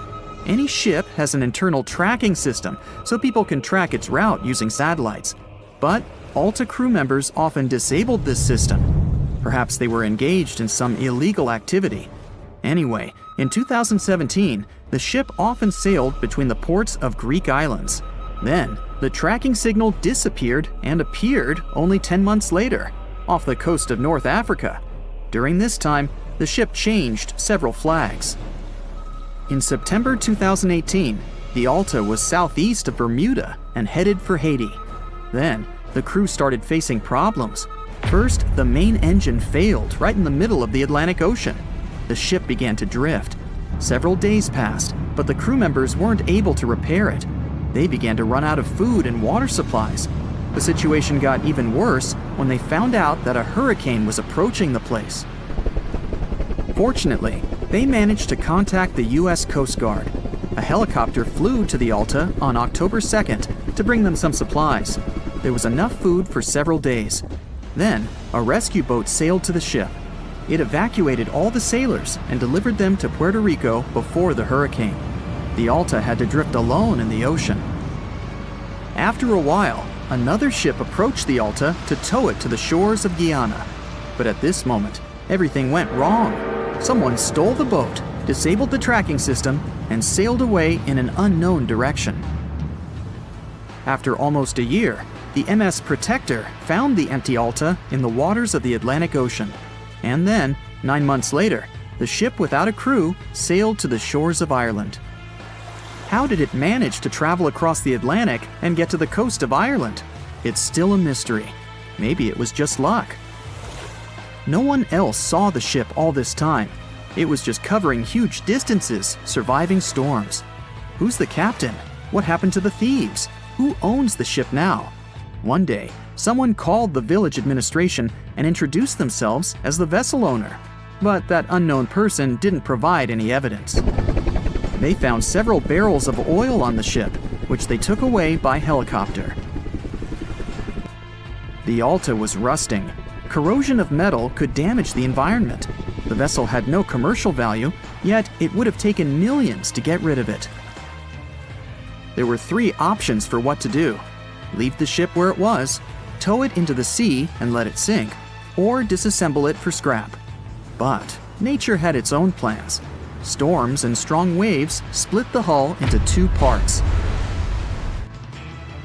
The Alta was drifting without a crew in the waters of the Atlantic Ocean for about 2 years. But this is nothing compared to a ship that was traveling for 38 years. The record belongs to the SS Bechimo. It was a merchant vessel owned by some trading company. In 1931, the ship found itself on the ice off the coast of Alaska. Its movement slowed down. A thick layer of ice blocked the ship, and a strong storm only made the situation worse. The blizzard was so intense that the crew members couldn't see anything but a white veil in front of their eyes. Sailing any further was impossible.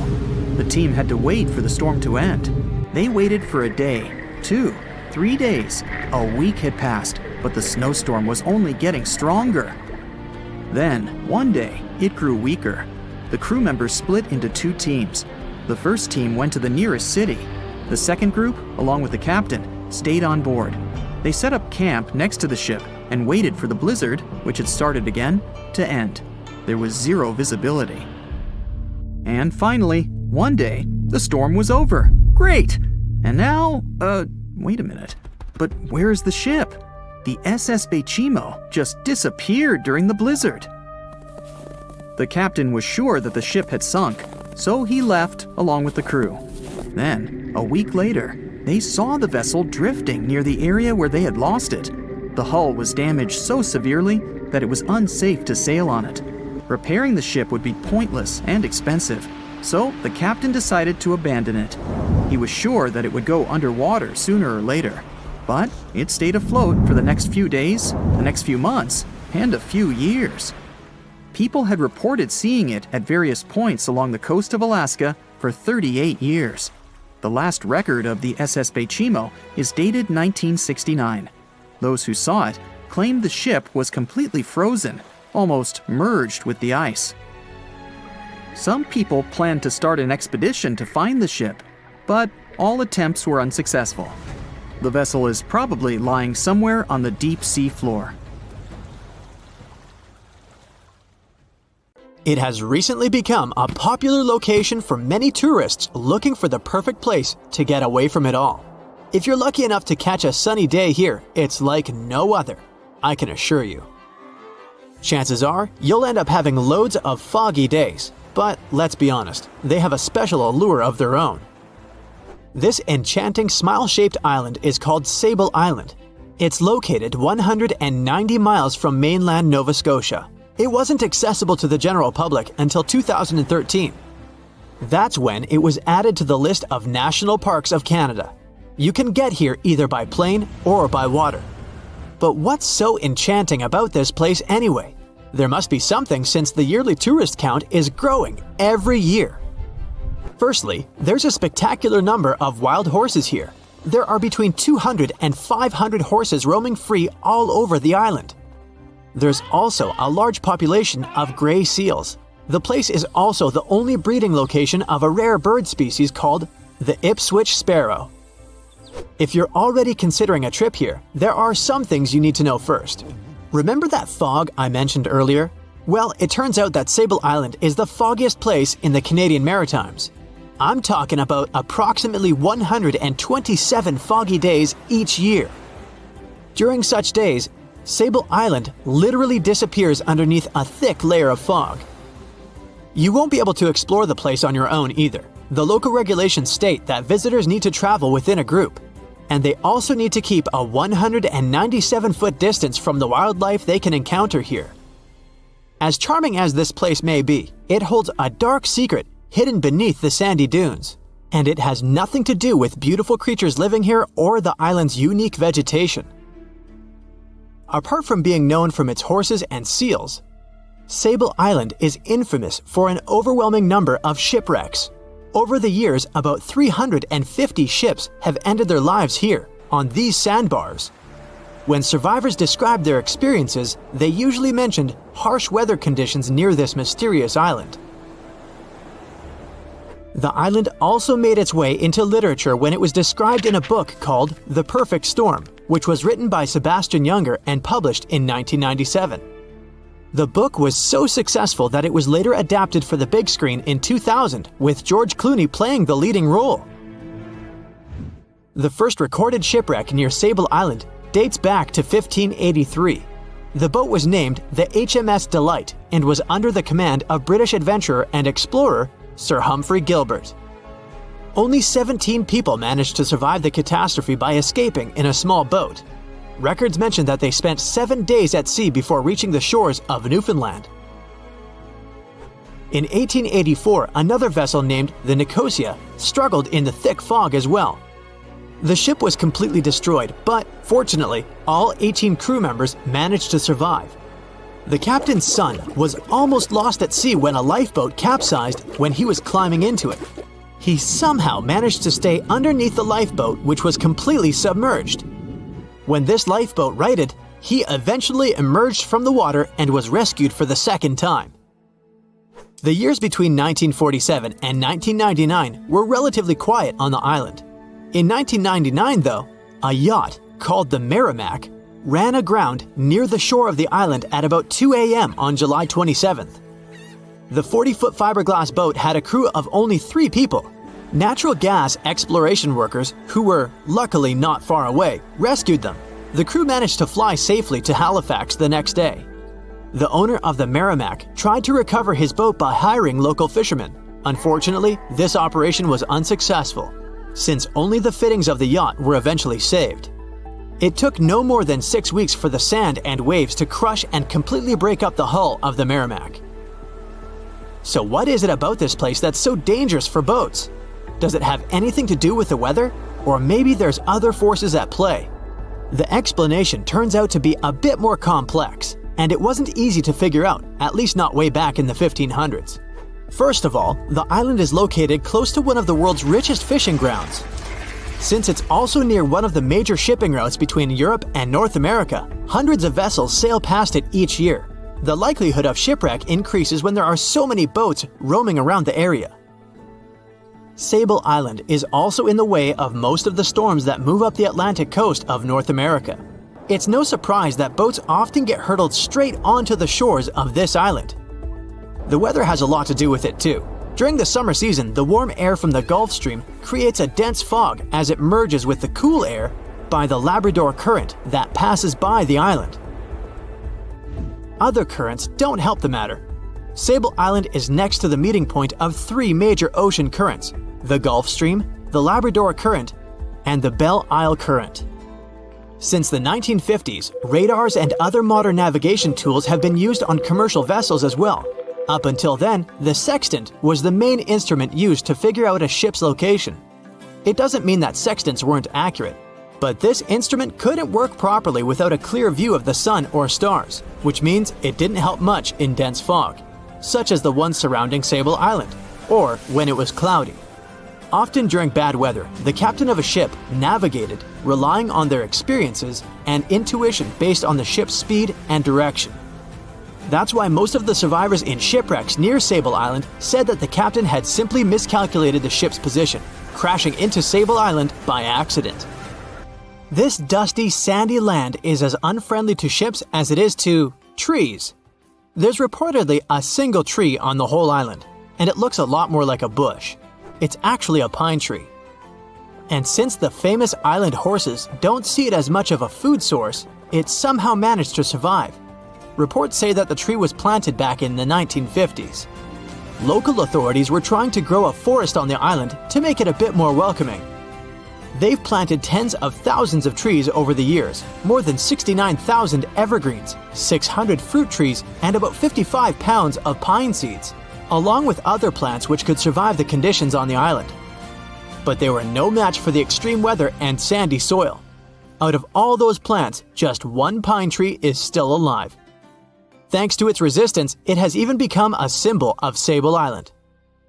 Interestingly, for around 40 years, the island also had just one inhabitant. Can you imagine that? One person living on a remote island for so many decades? It's the story of a woman called Zoe Lucas. She chose to surround herself with the only residents on the island: the horses, the gray seals, and the many species of birds. An esteemed naturalist, she mentioned in an interview she gave back in 2017 that she was used to living on the island and that she never got lonely. To survive here, she had to put together an essentials kit. It included a notebook to take notes and a pair of binoculars to study the wildlife. You can safely assume she wasn't scared of the intimidating surroundings, since she decided to eventually call this place home. At first, Zoe wanted to set up camp on one end of the island, near some abandoned buildings. But eventually, she settled in a wooden house near a bunch of sand dunes. A Canadian institution called the Meteorological Service of Canada put together the simple construction back in the 1940s. Parks Canada operates the building these days. Zoe's work included gathering as much data on the local horse population as possible. It could help scientists better understand how they managed to adapt to the unfriendly environment. She also helped gather the debris that made it to the shore to help track pollution levels. Among all the rubbish that she collected, there was a refrigerator and a crate full of fresh peppers. Some other specialists eventually started working rotating shifts on Sable Island to offer the brave woman a little bit of company now and then. In 1945, 5 TBF Avenger aircraft took flight for a routine training exercise around the Bermuda Triangle. In the middle of the exercise, the planes were struck by intense rain and heavy winds, despite the clear weather forecast. The pilots became extremely disoriented and radioed the base to report that their navigational equipment had stopped working. The last thing the base heard was, "When the first plane drops below 10 gallons, we'll all go down together," and then static. The 5 planes and their 14 crew members were never seen or heard from again. On his very first voyage to the New World in 1492, Christopher Columbus sailed through the Bermuda Triangle. Columbus reported that one night when he was on the deck of the ship, he noticed a giant light appear in the distance, unlike anything he had ever seen before. Columbus looked at his compass for direction, and it gave off erratic readings. You might have noticed that the Bermuda Triangle doesn't appear on any world map. This is because official institutions refuse to acknowledge that the area actually exists. A popular theory suggests that rogue waves are responsible for the many disappearances. Rogue waves are called extreme storm waves by scientists. They occur when different weather patterns take place at the same time and cause large, unexpected waves. Witnesses say that the waves look like giant walls of water. These waves could explain why ships go down fast and without leaving any trace. The Bermuda Triangle is home to some pretty intense and unexpected weather. Storms build up quickly and unexpectedly, then disappear soon after. If you blink, you might miss it. This could explain why few distress signals are issued. Pilots and sailors never saw the weather coming. No one knows exactly how many ships and planes have disappeared in the Bermuda Triangle. The rough estimate is 50 ships and 20 planes. Most of the time, the disappearances had no explanation and no wreckage has ever been left behind. Another bizarre theory trying to solve the Bermuda Triangle mystery comes from Charlie Berlitz. He insists that the area is home to the lost city of Atlantis. The missing ships and planes and malfunctioning equipment, according to him, were all caused by rays of energy let out by the special energy crystals that power Atlantis. While this sounds silly, Berlitz's theory was convincing enough that over 20 million people bought his book worldwide. In the year 1800, a large sailing vessel called the USS Pickering departed from the U.S. on its way to the West Indies. The ship sailed into the Bermuda Triangle along with its 90-man crew and was never heard from again. The USS Pickering was the first ever confirmed ship to vanish in the Bermuda Triangle. It's believed that the ship was taken out by a storm, but because no wreckage was ever found, we'll never know for sure. When the TBF Avenger planes went missing, a massive search operation was conducted. Boats and planes searched the Bermuda Triangle for any signs of the aircraft. One of the boats searching was a PBM-5 Mariner airboat. The airboat took flight at 7:27 p.m. and called in a routine radio message 3 minutes later. Then, it was never heard from again. No trace was ever found of the rescue airboat or the 5 Avenger aircraft. An enormous investigation was launched into the disappearance of all these vehicles, but nothing was ever discovered. This particular area of the ocean is one of the most heavily traveled shipping routes in the world. Some skeptics believe that this fact solves the mystery. Statistically, the busier the area, the higher the frequency of accidents and disappearances. While this makes sense, it's not the frequency of disappearances that's responsible for the mystery of the Bermuda Triangle. It's the lack of explanation or wreckage found. On the ocean floor, decomposing organisms let off large concentrations of methane gas that gets trapped under the water. This gas can build up until, boom, it ruptures. The gas surges up to the surface and erupts. If a ship was in the area of one of these ruptures, the water would become much less dense and cause the ship to sink rapidly and without warning. Scientists believe this could be the cause of the many disappearances in the Bermuda Triangle. While this theory makes a lot of sense, it doesn't seem too likely. The U.S. Geological Survey has stated that no large releases of gas are believed to have occurred in this area for the past 15,000 years. The ocean floor is made of rocks containing a lot of magnetite. It's more like iron. Magnetic fields react to high concentrations of magnetite on the ocean floor, which may start a sort of conflict between the two. It can often lead to various weather anomalies and, as a result, navigation issues. And, naturally, any changes in the ocean floor or the Earth's magnetic fields influence the Bermuda Triangle a lot. Since the magnetic field is constantly moving, it might be also taking the Bermuda Triangle with it. Now that people know where the triangle is, it's easy to avoid it.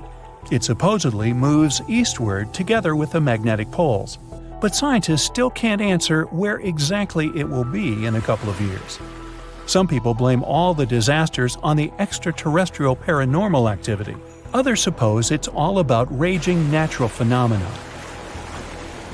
There's another triangle in Lake Michigan. Just like the one near Bermuda, the Michigan Triangle got its shady reputation for some disappearances. The first recorded one dates back to 1679. A large vessel, one of the largest of that time, set out on an expedition. Yet once it got in the sinister triangle, it never came back. Much later, an aircraft disappeared in this triangle. The skies are usually very clear there, but back in 1883, some people witnessed abnormal things in the area. Some claim to have seen large blocks of ice falling from the skies, and the crew even managed to save one as hard proof. Meanwhile, the Pacific Ocean Mystery Area is another sinister triangle. Off the south coast of Japan, not far away from Tokyo, there's a sea where plenty of ships met their doom, disappearing without a trace in these waters. They call it the Devil's Triangle. Some scientists believe the cause of anomalies is the environmental changes. Also, there's a really high concentration of methane hydrates on the bottom of the ocean in the Pacific Triangle area. You're deviating from your original course and sailing in the wrong direction. There's the Caribbean Sea near the triangle, peppered with small islands. The seafloor here isn't deep. The ship can get in shallow waters. And now the ship is stuck on a shoal, and you have no idea where you are. If this were the 21st century, the ship's captain would be able to reach the shore using GPS and other modern navigation. But the most interesting thing is that the compass would work correctly this time, since the magnetic North Pole hasn't already coincided with the true one for a long time in the territory of the Bermuda Triangle. The agonic line is somewhere far away from here. There are no problems with navigation now, but for some reason, this is where ships disappear. In fact, not just here. Throughout the Atlantic Ocean, there are places where many more ships were gone. The Bermuda Triangle is not even in the top 10 of such places. One of the main reasons why many ships are lost here is that one of the most popular shipping routes in the Atlantic passes through the Bermuda Triangle. And the more ships in one place, the more shipwrecks. Simple probability. Then, it just starts getting weird. Other theories say that there's a space-time rift in this region. Ships and planes fall into this rift and end up in the past or the future. But for some reason, there's not a single proof of this myth. There's no reason to think that the rift is hidden somewhere here. The base of an extraterrestrial civilization is located in the Bermuda Triangle. Visitors from other galaxies steal sea vessels along with the crew, so no one finds the wreckage of the ships. This is also a popular myth that has no scientific justification. The Kraken lives somewhere in the triangle. It's a huge squid that sinks ships and also is a legend that sailors tell each other. However, gigantic squids live in the depths of the ocean. They can grow to the size of half a train car, but no cases have ever been recorded where they sunk a large vessel. And in the area of the Bermuda Triangle, they have never ever been seen. People in the past didn't know about the existence of these creatures, so when they saw them for the first time, they described them as huge, terrible monsters. Giant squids are some of the most elusive creatures on Earth, and scientists had to use sonar equipment to find them. They don't like to leave the dark depths and are likely to be afraid of the sound of any ship. So, that should squash the squid as a suspect. Thick fog is rising over the ocean as the sun is slowly sinking towards the horizon. It's hard to see further away than a few dozen feet, but that's enough to notice a hulking, skeletal shape in the distance. As your ship approaches the figure, your heart beats faster, and then you make out the details of another vessel, abandoned by the looks of it. Ghost ships do exist, and their mysteries aren't always solved. Take MV Hoita, for example. It was a wooden vessel built in 1931 as a luxury yacht. It had served well to various people over 20 years before it was bought by a Samoan sailor and became a merchant ship. In 1955, though, Hoita's service came to an abrupt and mysterious end. On October 3rd, it set sail for another trading voyage that should have taken no more than 48 hours. Delays happen in the sea, so when Hoita didn't arrive on October 5th as scheduled, there was little worry yet. But then it failed to come on the following day too. There was no distress signal or any other sign of Hoita's presence anywhere between its departure and arrival points. A search and rescue party was dispatched to find the ship, and for 6 days, they were scouting the area of nearly 100,000 square miles. On October 12th, the mission returned to the base empty-handed. Hoita vanished without a trace. It was only a month later that another merchant ship, Tuvalu, noticed the missing vessel far away from its route, drifting in the open sea and listing heavily. The sailors boarded the ship and found that all of its crew and passengers, 25 people total, were missing, along with all the cargo the vessel had been carrying. The radio was tuned to the International Distress Channel, meaning that the crew had been trying to ask for help, but they couldn't reach anyone because the radio cable had been damaged, limiting the range to 2 miles. The lifeboats were missing as well, indicating that people on board must have left the ship. Unfortunately, they seemed to have taken the logbook with them, leaving the rescue team clueless as to what had happened. Even today, the mystery of MV Hoita hasn't been solved yet. No one knows where the crew and passengers had gone and what had caused them to leave. SV Carol A. Deering wasn't a ghost ship in the usual sense of the word. There were no sightings of it in the open sea. Instead, it was found on the shore, but the circumstances of it running aground are a puzzle shrouded in mystery. Carol A. Deering was built in 1919 in Maine, and it was a large vessel made for commercial voyages. Unfortunately, despite its large cost of construction, it had only served for a year before its last trip.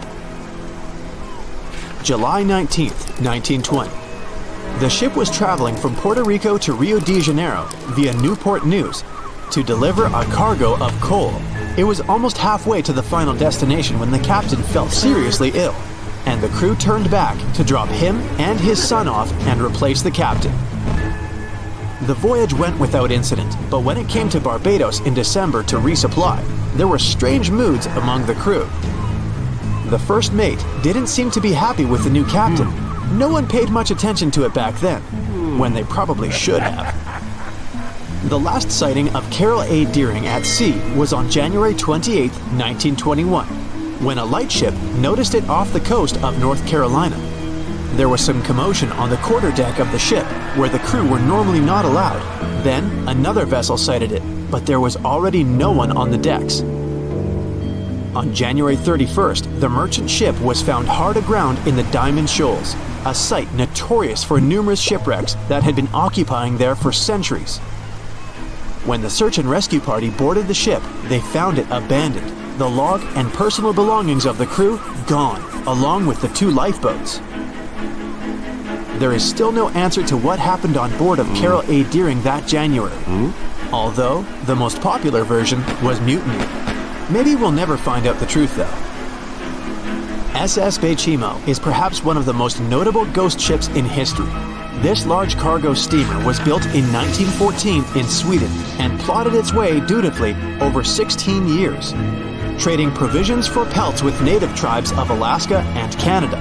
But then, on October 1st, 1931, Bechimo got caught in pack ice. At first, it seemed the crew would be able to wait it out and continue on their route because the ship broke free in a couple of days. But in less than a week, it became caught again, this time for good. In another week, a rescue party was sent to fetch 22 of the Bechimo's crew, while another 15 remained behind to wait through the winter if necessary and get the ship back. But a month later, after a powerful blizzard struck their camp, the sailors went out of their shelters only to find the ship gone. Luckily, a few days later, a native hunter told them Bechimo hadn't been lost yet. He'd seen it about 45 miles from where they had been stationed. They managed to track it down, but decided the ship wouldn't survive the winter, so they took the most valuable cargo from its hold and abandoned it. They were wrong though. SS Bechimo did survive that winter, and many more that followed. When the ice broke, it sailed away on its own, drifting listlessly along the shores of Canada and Alaska. There were numerous sightings of the ghost ship, sometimes adrift in the open sea, and at other times stuck in the pack ice again. People attempted to board and salvage it, but weather conditions or lack of equipment always prevented them. SS Bechimo was last sighted by native Alaskans in 1969, 38 years after its abandonment.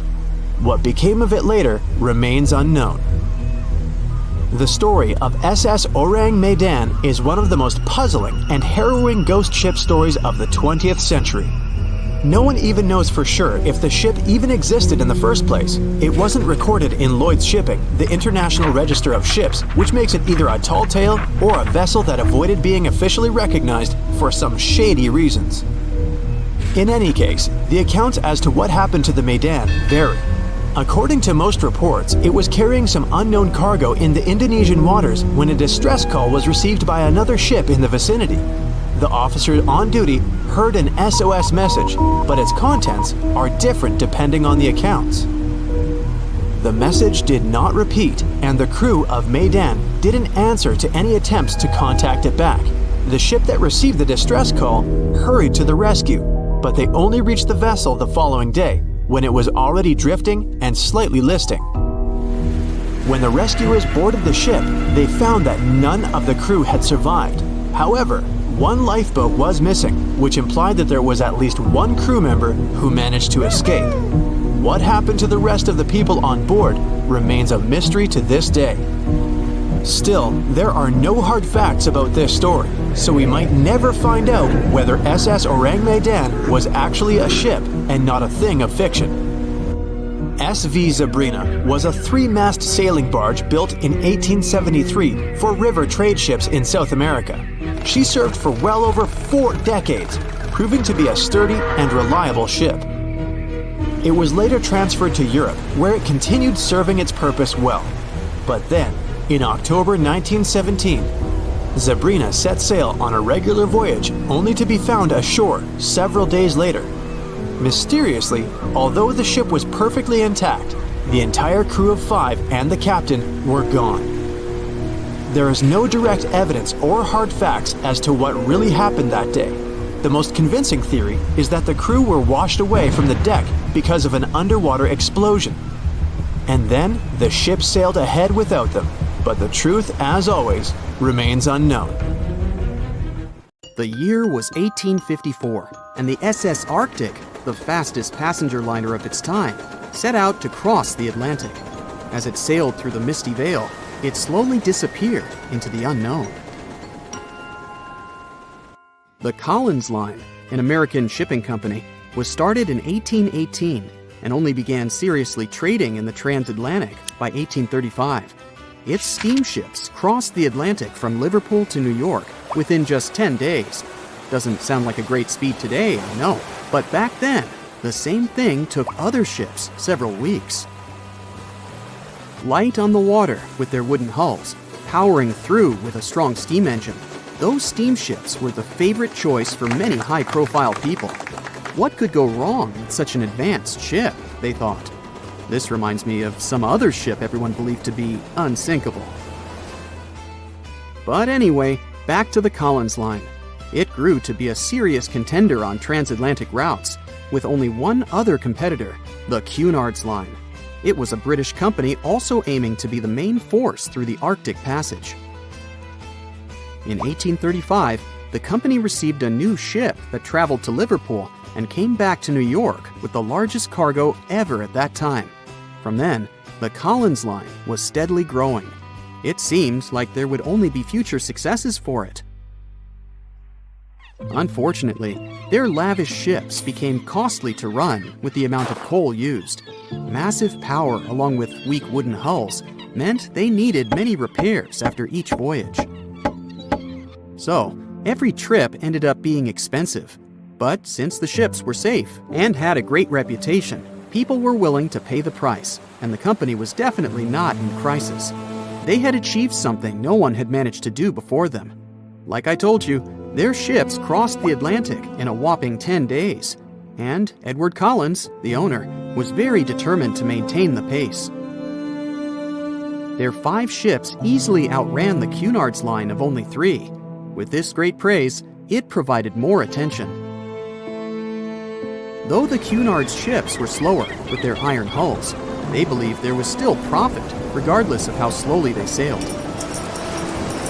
Among Collins' ships, the Arctic, the third of them to be launched, was the largest, reaching 284 feet long, with 2 side-lever steam engines, each with 1,000 horsepower. The paddle wheels made 16 revolutions a minute when at full speed. At the time of its launch, the press called it the most stupendous vessel ever constructed in the United States. But glamour and fame couldn't avoid what would come next. On the 27th of September, the Arctic was on its journey from Liverpool to New York, continuing a speed pace through the thick fog. It's possible that by that moment, after 4 years of record-breaking trips, the crew became overconfident with their sailing and the ship. Going only 50 miles from Newfoundland, they carelessly continued through the fog with no radio contact, sonar, or any other form of identifying objects, equipped only with Morse code.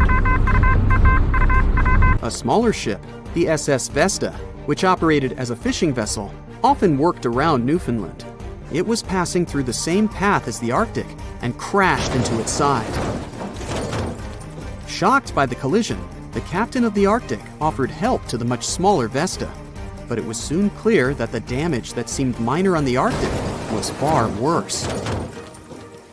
Beneath the waterline, a hole was letting water into the hull. The cost of the much faster wooden hull now seemed less valuable. They steered toward land, trying to plug the holes, but they weren't doing so well, and the seawater continued to pour in, filling up higher and pushing the ship down. And finally, once the engine room was full, it put out the boilers, taking away the massive power the Arctic was once legendary for. They moved slowly until coming to a complete stop. The ship continued to sink, and the order was to abandon it. At the time, maritime law allowed for the Arctic to carry only 6 lifeboats, only capable of saving 180 people. The crew and some of the passengers managed to push their way aboard and took most of the seats on those boats. Things were pretty wild, and everyone forgot about their manners, not letting the ladies and the youngest ones board first. It took 4 hours for the Arctic to sink. 150 crew and 250 passengers were on board. Those that weren't able to find a lifeboat made a desperate attempt to build their own rafts from parts of the ship. 2 days later, only 3 boats made it safely to the shore. The other 3 were never found. Believe it or not, the rescue party also saved some people that had been clinging to the wreckage for 2 days. Unlike the crew, the captain went down with the Arctic, but amazingly survived. He would be only one of 85 people that made it, out of the 400 on board. When the news arrived 2 weeks later, the public responded with great sadness to the losses. Great anger soon followed towards the poor safety measures in the crew. The press published demands to change the laws for more lifeboats. It only made sense to have enough for every person on board a ship. But they ignored those requests. This neglect would lead to more disasters in the future. Enough lifeboats would only come into maritime law some 60 years later, after the disaster of the Titanic. Edward Cullen's wife and 2 children were also aboard the ship and didn't return. He was heartbroken, but didn't stop running his business. The Collins line still had a reputation to uphold, the biggest, fastest, and most luxurious on the Atlantic. Edward Collins would now build an even better ship than any other. It was named the Adriatic, and it was the largest ship in the world, 354 feet long. With 2 alternating steam engines that had never been built of this size. These steam engines at the time were at the height of engineering, though today you can only see them in models and toys. With the new addition of 2 masts, the Adriatic would also be able to sail if needed. Luckily, they made some lessons from the disaster of the Arctic. But before their new ship, the Adriatic, was built, another disaster had occurred. The sister ship of the Arctic had also sunk. They believed this second ship was desperate to stay in front of the Cunard's line and hit an iceberg somewhere during the race. This weird contest took the lives of 141 people. The desperation of Collins and his weakly built hulls pushed the company towards bankruptcy in 1858. The newly built Adriatic, costing over $1 million, had only made 1 voyage in the end. And even that voyage was considered a disaster. The ship collided with a tugboat. It still managed to finish its maiden voyage at a suitable time. After the company had gone bankrupt, they had to sell the ship for only $50,000. They removed the great giant engines, replacing them with only sails. Although it was once the greatest ship on the high seas, it was only 30 years later until it was abandoned, labeled irreparable, and anchored in a river. The other remaining ships were also sold and only used for parts. Edward Collins left the industry altogether, seeking work on dry land instead. As the Collins line was no longer in the mix, the Cunards would grow in strength. Without competition, they would win the Blue Riband for the next 30 years, and 180 years later, after producing hundreds of ships. They still have a constant presence on the seas as they provide transatlantic crossings, world voyages, and leisure cruises. To this day, the Cunard Line is the only one to run ships between Europe and America, and it's great proof that it's not always the fastest that's the best. The sea, this unrelenting water beast, has been defying all attempts to tame it for centuries. Many ships driven by the wind have gone through the harshest parts of the world. Some have survived the struggle with the sea, and many have come off second best. It's the year 1834. A ship called the Pilgrim is setting a course to sail from California to Boston. The journey will venture around South America and then past Cape Horn of Chile. Richard signs up as a merchant seaman aboard the Pilgrim. This is his first voyage at sea. The crew tells Richard stories of the Drake Passage off Cape Horn, a route that's legendary for its dangers. Countless ships and sailors have disappeared in those waters. Since Cape Horn's discovery in 1526, it's quickly become known to all those that have sailed around it as the ultimate test of any mariner's skill and of any ship's strength. Those that have survived the journey call Cape Horn a sailor's nightmare. Jack the helmsman, a salty veteran, steers the ship towards this most dangerous of all routes. Jack has been aboard the Pilgrim since it was first commissioned in 1825. He's passed by the Horn many times, each time learning a different lesson from the tests provided by the sea. The Pilgrim has been refitted since its past voyage a year ago. Richard values Jack's experience, given that it's his first journey at sea. Jack assures Richard of his confidence in the Pilgrim, even though it's just a small wooden brig with 2 masts. Jack's aware that wooden vessels are gradually becoming outdated, replaced by new steam-powered ships. But Jack prefers the maneuverability of the Pilgrim and would take it over the steel ships any day. Richard is excited to be aboard. There's so much to explore in life as a merchant seaman, but the guy struggles to acquire his sea legs on the boat. Forceful winds make the Pilgrim move faster, providing Richard with a quick introduction to life at sea. At the same time, nothing can prepare him for what is to be experienced at Cape Horn. It's the southernmost point of land before Antarctica. The gap between the icy continent and Cape Horn holds the infamous Drake Passage. Approximately 700 miles between Cape Horn and the Antarctic Peninsula. Strong winds provide an uninterrupted, steadfast journey toward the Horn. But, as Jack tells Richard, the winds are more concentrated at the Drake Passage. They create a funneling effect, becoming stronger and more unpredictable. Richard is unsure of what this might mean for the Pilgrim, but understands that there's no easier route to travel around South America. A few days pass. The Pilgrim sails by the many islands that make up the western coast of Chile. Although the sea has been relatively calm, Richard continues to deal with his lack of sea legs. His movements are still not very graceful. The constant, ever-swaying deck rises and falls, and Richard finds it hard to get used to the motion. Random large waves hit the Pilgrim from every angle. The ship is quickly approaching Cape Horn. Richard looks towards great thunderous black clouds in the distance. "Welcome to the Horn," Jack says, half laughing. A wry smile upon his face soon disappears. The man gets serious, knowing what awaits them all. Stronger winds start blowing the sails, as the crew scrambles to hang onto the ropes. Richard desperately sets to adjust the aft sails, adjusting for the constant change in strong southerly winds. Jack holds firm at the helm, knowing the importance of his role. He's wary of the swell. It can build very quickly the further south they travel. It's crucial the Pilgrim doesn't venture too close to the Horn when they approach. The great darkness that was in the distance is now all around them, filling the sky in every direction. Blackened clouds throw rain and hail down at the crew as they try to resist the enraged weather. Jack is directed by the captain at the helm, changing the direction of the vessel. The temperature has dropped significantly. Barely keeping the water from his eyes, he turns toward the port side bow to provide his face a brief break from the torment of the wind. Looking out into the distance, the man sees the Horn standing alone, surrounded by mist. It's a haunting sight.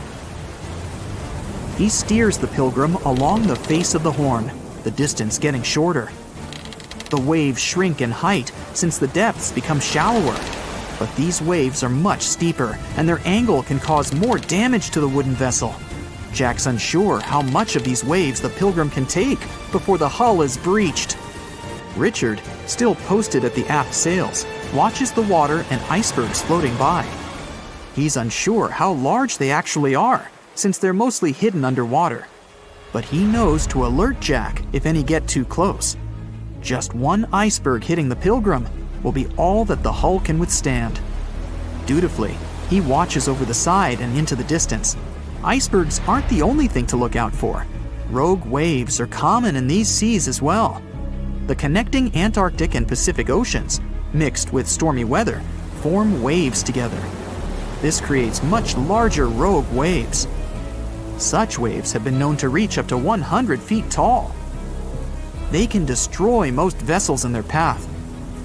It'll surely be the end of the Pilgrim if it comes across a rogue wave.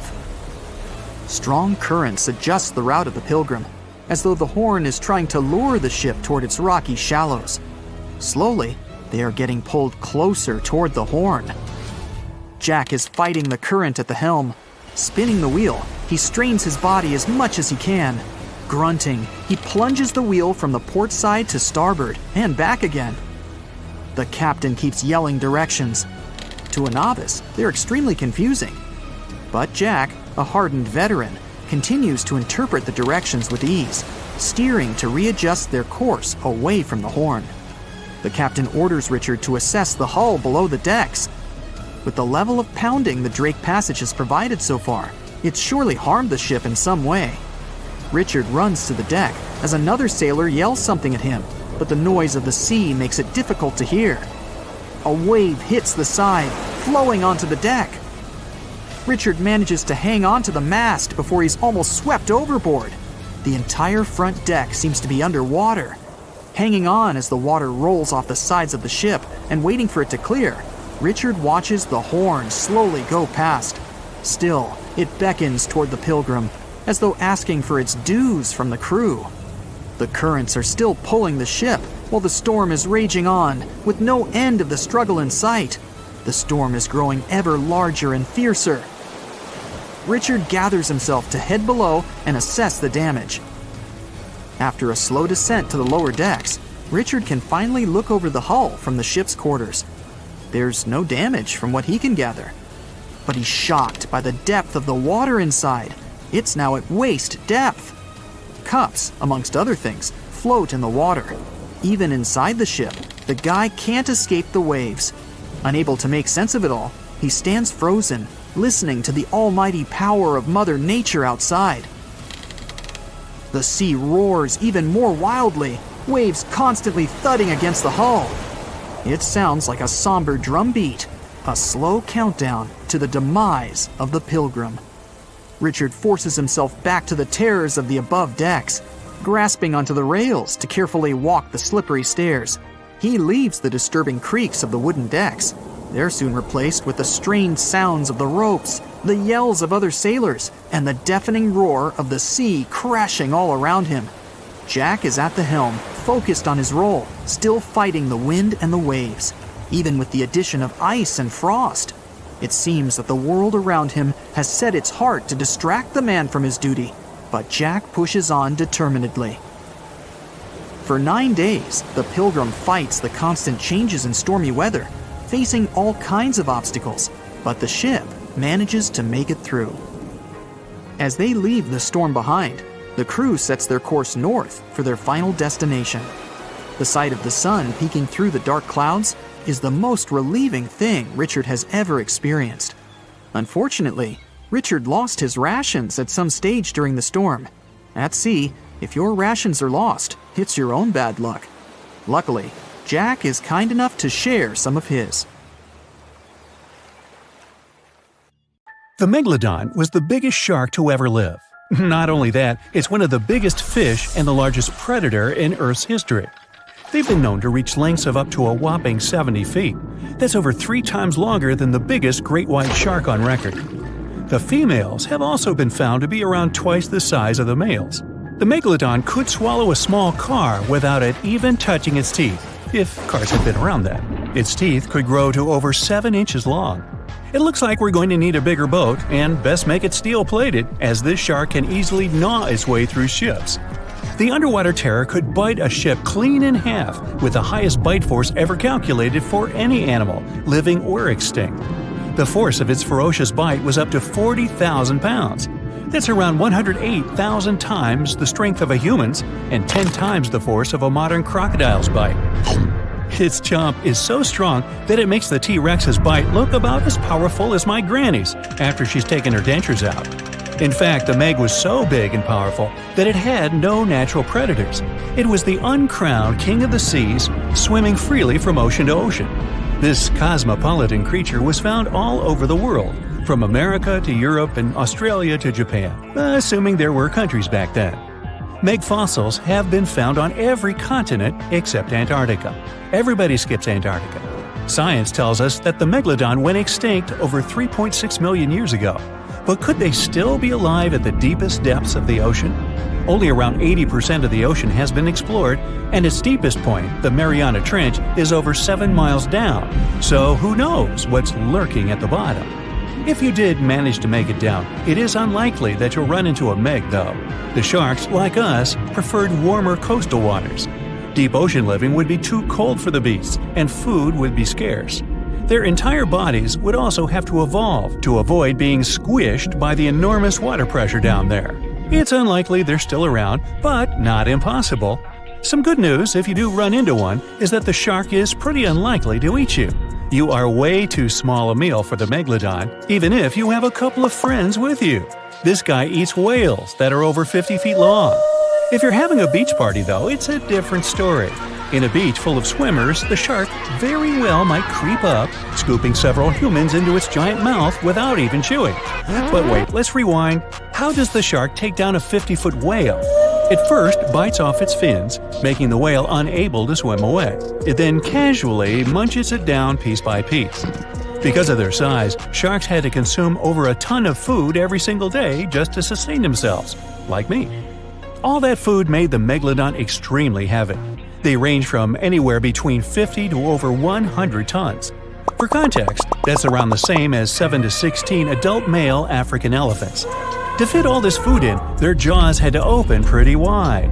A megalodon's jaw could span 9 by 11 feet wide. That's easily big enough to swallow 2 adult humans side by side. The fearsome name megalodon comes from 2 Greek words, mega meaning big and odont meaning tooth. So combined, they mean what? Big tooth. And it certainly lives up to its name. Just one of its chompers is the same size as a human head. It had 276 humongous teeth in total across 5 terrifying rows. In all of history, only a couple of saber-toothed cats and the T-Rex had consistently bigger teeth. Now that's a showdown I'd like to watch. The megalodon vanished millions of years ago, leaving only huge teeth to be found by modern archaeologists. They literally disappeared with very few traces left. Scientists believe that over time, sea levels dropped and the ocean temperatures went down rapidly. Over a third of all marine life was wiped out as the oceans cooled, and a number of animals at the bottom of the food chain plummeted. This had a catastrophic effect on the hungry predators at the top. Sorry guys. It became way too cold for these sun-loving sharks too, which made it difficult for them to reproduce since they gave birth in warm waters. The megalodon is usually described as a sort of giant great white shark, but this is just a common myth. In fact, the ancestors of today's great white existed at the same time as the meg, but they weren't best buddies and were even in competition with each other. The great white shark was a better hunter, using its smaller size and agility to snap up the meg's prey quickly. They were also known to eat meg pups, who were only half their size. This didn't help the whole extinction thing. Even infant megalodons were huge, coming in at just under 7 feet. While a great white was no match for an adult meg in a head-to-head fight, they sure weren't scared of stealing their food. This only left the bigger fish and whales for the meg, but its food supplies began to run out as the whales swam to the cooler new seas. The whales adapted to prefer the colder temperatures, leaving our friend the meg behind. The megalodons either starved or were frozen into extinction by the Ice Age. Rather than a great white, the megalodon is more like a modern bull shark. It had a short snout, flat lower jaw, and huge pectoral fins to support its massive weight and size. As scary as they are, these sharks were actually caring family guys. Several megalodon nursery areas have been discovered in Florida, Maryland, and Panama. They gave birth to their young in shallow water environments. We know this from discovering loads of tiny megalodon teeth found in these areas. Gee, I wonder if they had nannies too. But how come there are so many megalodon teeth out there for us to analyze? Well, due to their messy, aggressive eating habits, sharks regularly lose their teeth. They lose a set of teeth every 1 to 2 weeks. That's 40,000 teeth in a lifetime. They must rake in a fortune from the tooth fairy. Because of this, their teeth were continuously raining down to the ocean floor. Luckily for us, they're also the hardest part of a shark's skeleton, which is why so many teeth have survived and become fossilized. It's fair to say that the first discoveries of the meg's teeth confused people. Early discoverers thought the meg's teeth were petrified tongues of ancient serpent creatures. They even used to call them tongue stones.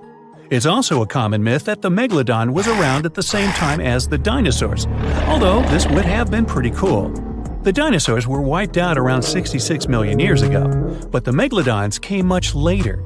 The oldest meg fossil is only around 23 million years old, but it's tricky to pinpoint the exact date.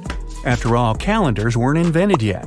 They became extinct way before humans even evolved. The earliest Homo sapiens, which is a fancy name for the first humans, emerged about 2.5 million years ago. But what if the megalodon shark didn't go extinct? Whale populations have dropped drastically since these guys were last around, so there'd be way fewer whales for them to chomp down on. Whales have also gotten a lot smarter and learned new defensive moves, making them way harder to take down. It's estimated that they ate around 12 tons of food each day. If they were still around and eating that much, they'd be forced to eat smaller fish, and there'd be barely enough big fish for us humans to survive on. The naughty megalodons would also be able to track fishing boats and steal the fish that they worked hard to collect. It's safe to say we'd see a lot less fish in the aisles of your neighborhood supermarket. As our ocean temperatures are heating up again, the sharks would also thrive and reproduce faster than ever. There'd be more and more of these giant eating machines in the water, reducing our fish supply even more. It would also cause massive problems for cargo ships and cruising vessels. Imagine coming into contact with one of these bad boys while you're sunbathing on the deck. Even beachgoers would be hard hit. Megalodons give birth in shallow waters, so many of our favorite beaches would quickly become dangerous shark nursing grounds. Hey, where did that beach volleyball game go? They were playing just a moment ago. Giant container ships are responsible for much of the global trade. Thanks to them, you receive your orders from overseas, sooner or later. But they do have a problem just like any mechanical vessel. They tend to break down. That's where these little bad boys come in. Tugboats are meant to help any stranded vessel that either lost power or sustained any technical or physical damage. Besides being salvage vessels, tugboats also help guide ships when they dock. Since these ships are massive, underline, they require little tugboats to survey the surroundings and help them navigate to dock properly. They also serve as firefighting boats in case a fire breaks loose in the ship. Many of these cargo ships already have a system to stop fires, but tugboats provide extra help in case the fire gets out of control. Many cargo ships pass through below zero regions like the Arctic. and face plenty of obstacles, or icicles. Tugboats to the rescue again. They can make the first move by breaking the ice, so that the vehicle can pass through without damaging itself or delaying its course. They also help large ships move through narrow areas. On March 23, 2021, the Ever Given, one of the largest container ships in the world, got stuck in the Suez Canal for 6 days. It froze global shipping of almost $10 billion of trade in a day.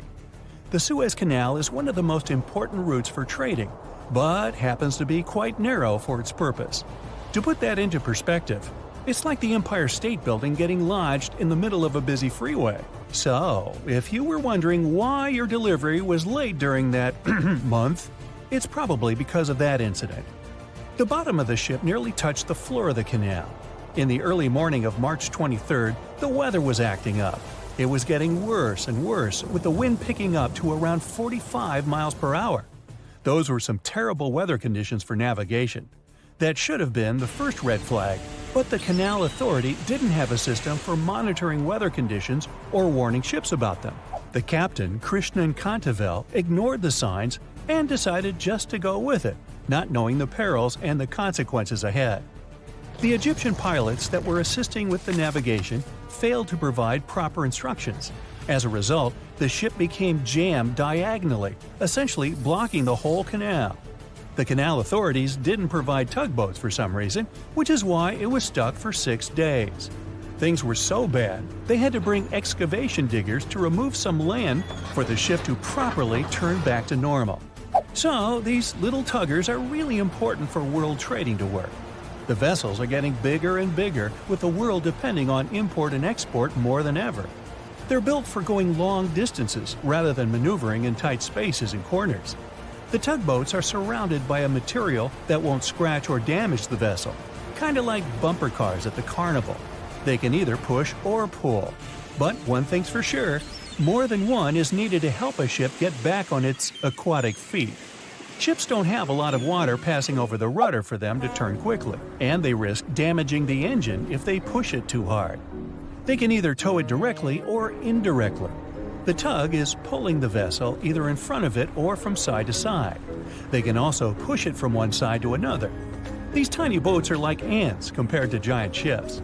Their success secret is that they're floating on the water, which means there's no solid foundation for them to struggle. As a result, pushing and pulling is easy. Many newer tugboats have 2 large diesel-powered engines. There are also some electric models which are good for the environment and still do their job well.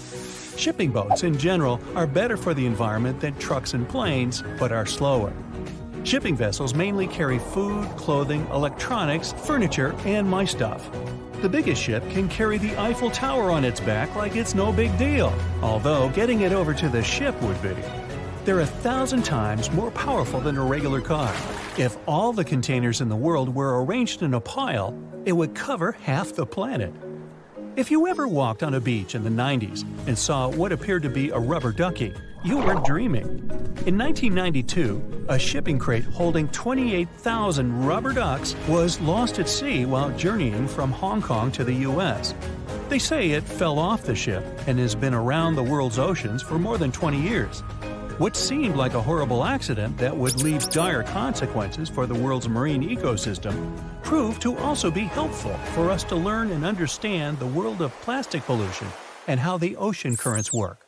These ducks seem to have had quite the journey when they broke free from their container life.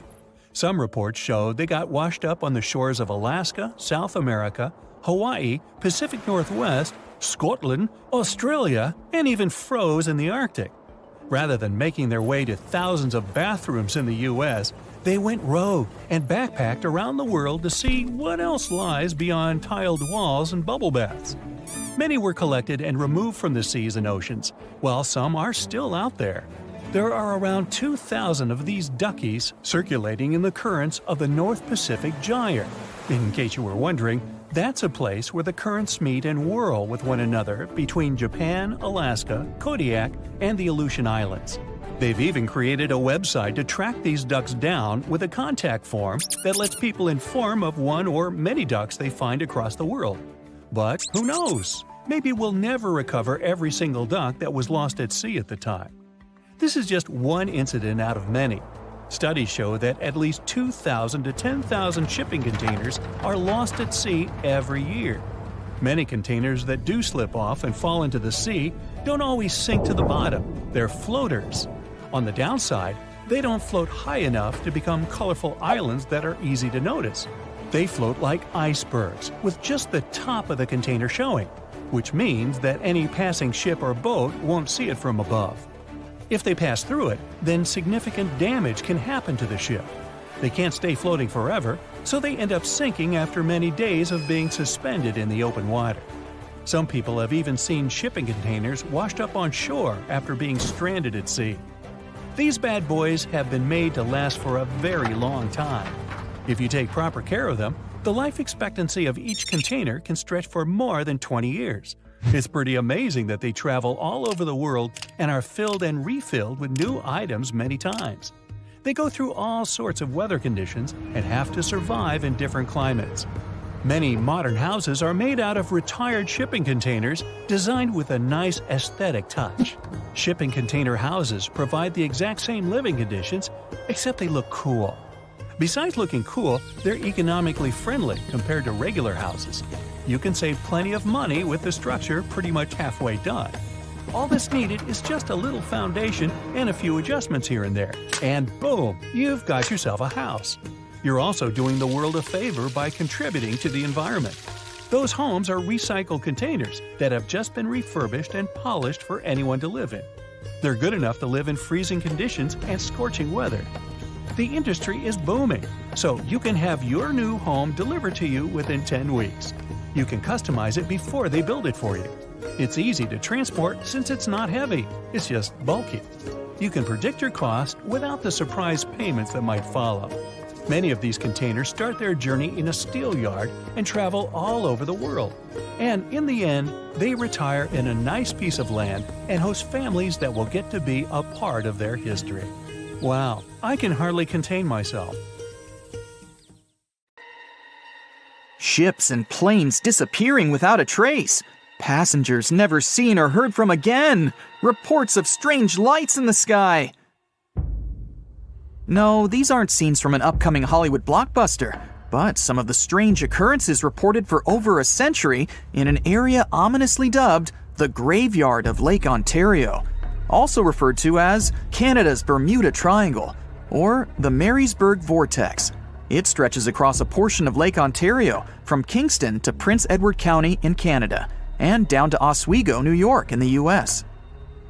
The tales about this area can be as chilling as the frigid lake water on which they took place.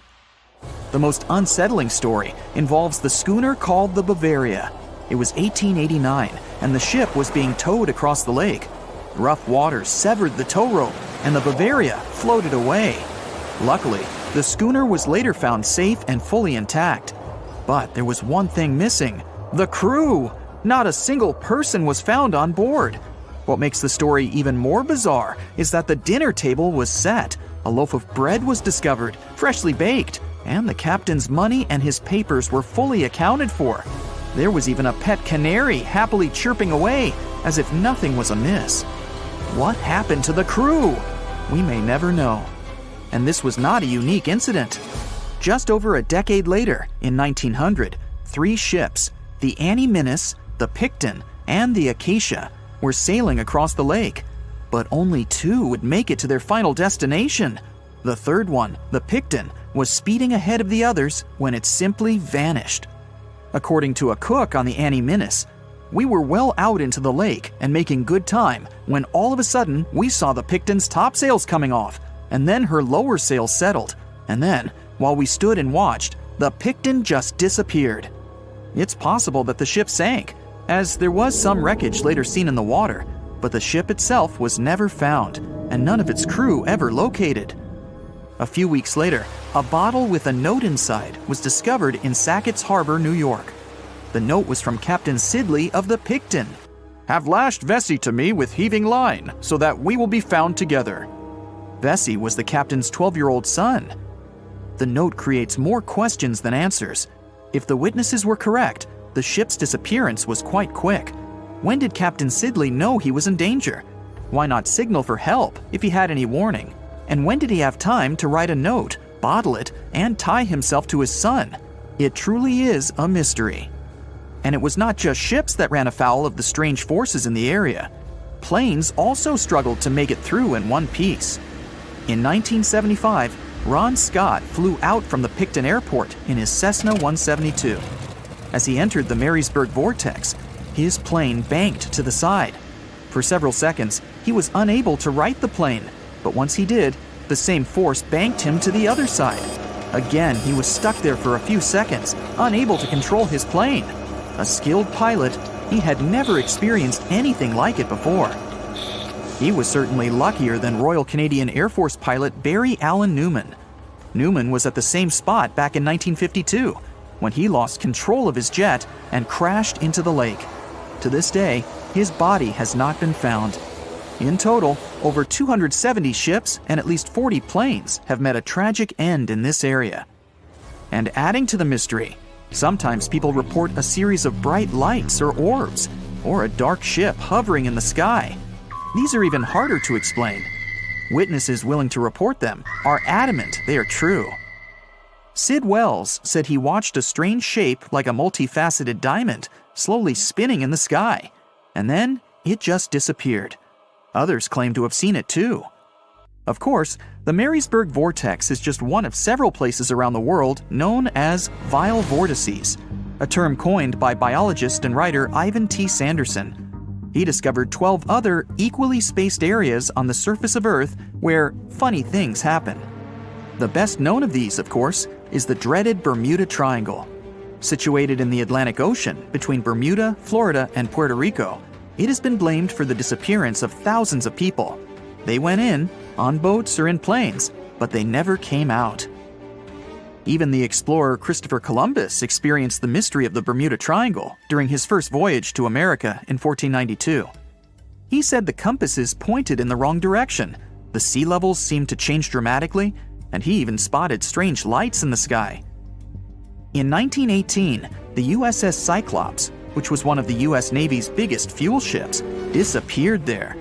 Since the 309 crew members were declared lost at sea when the Cyclops vanished, it's seen as the largest loss of life in the history of the US Navy in a single incident.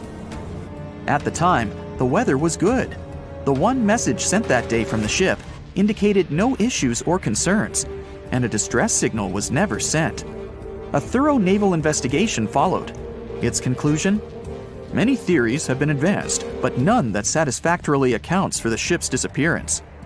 In other words, the investigators were stumped. There's also the Dragon's Triangle, located in the Pacific Ocean.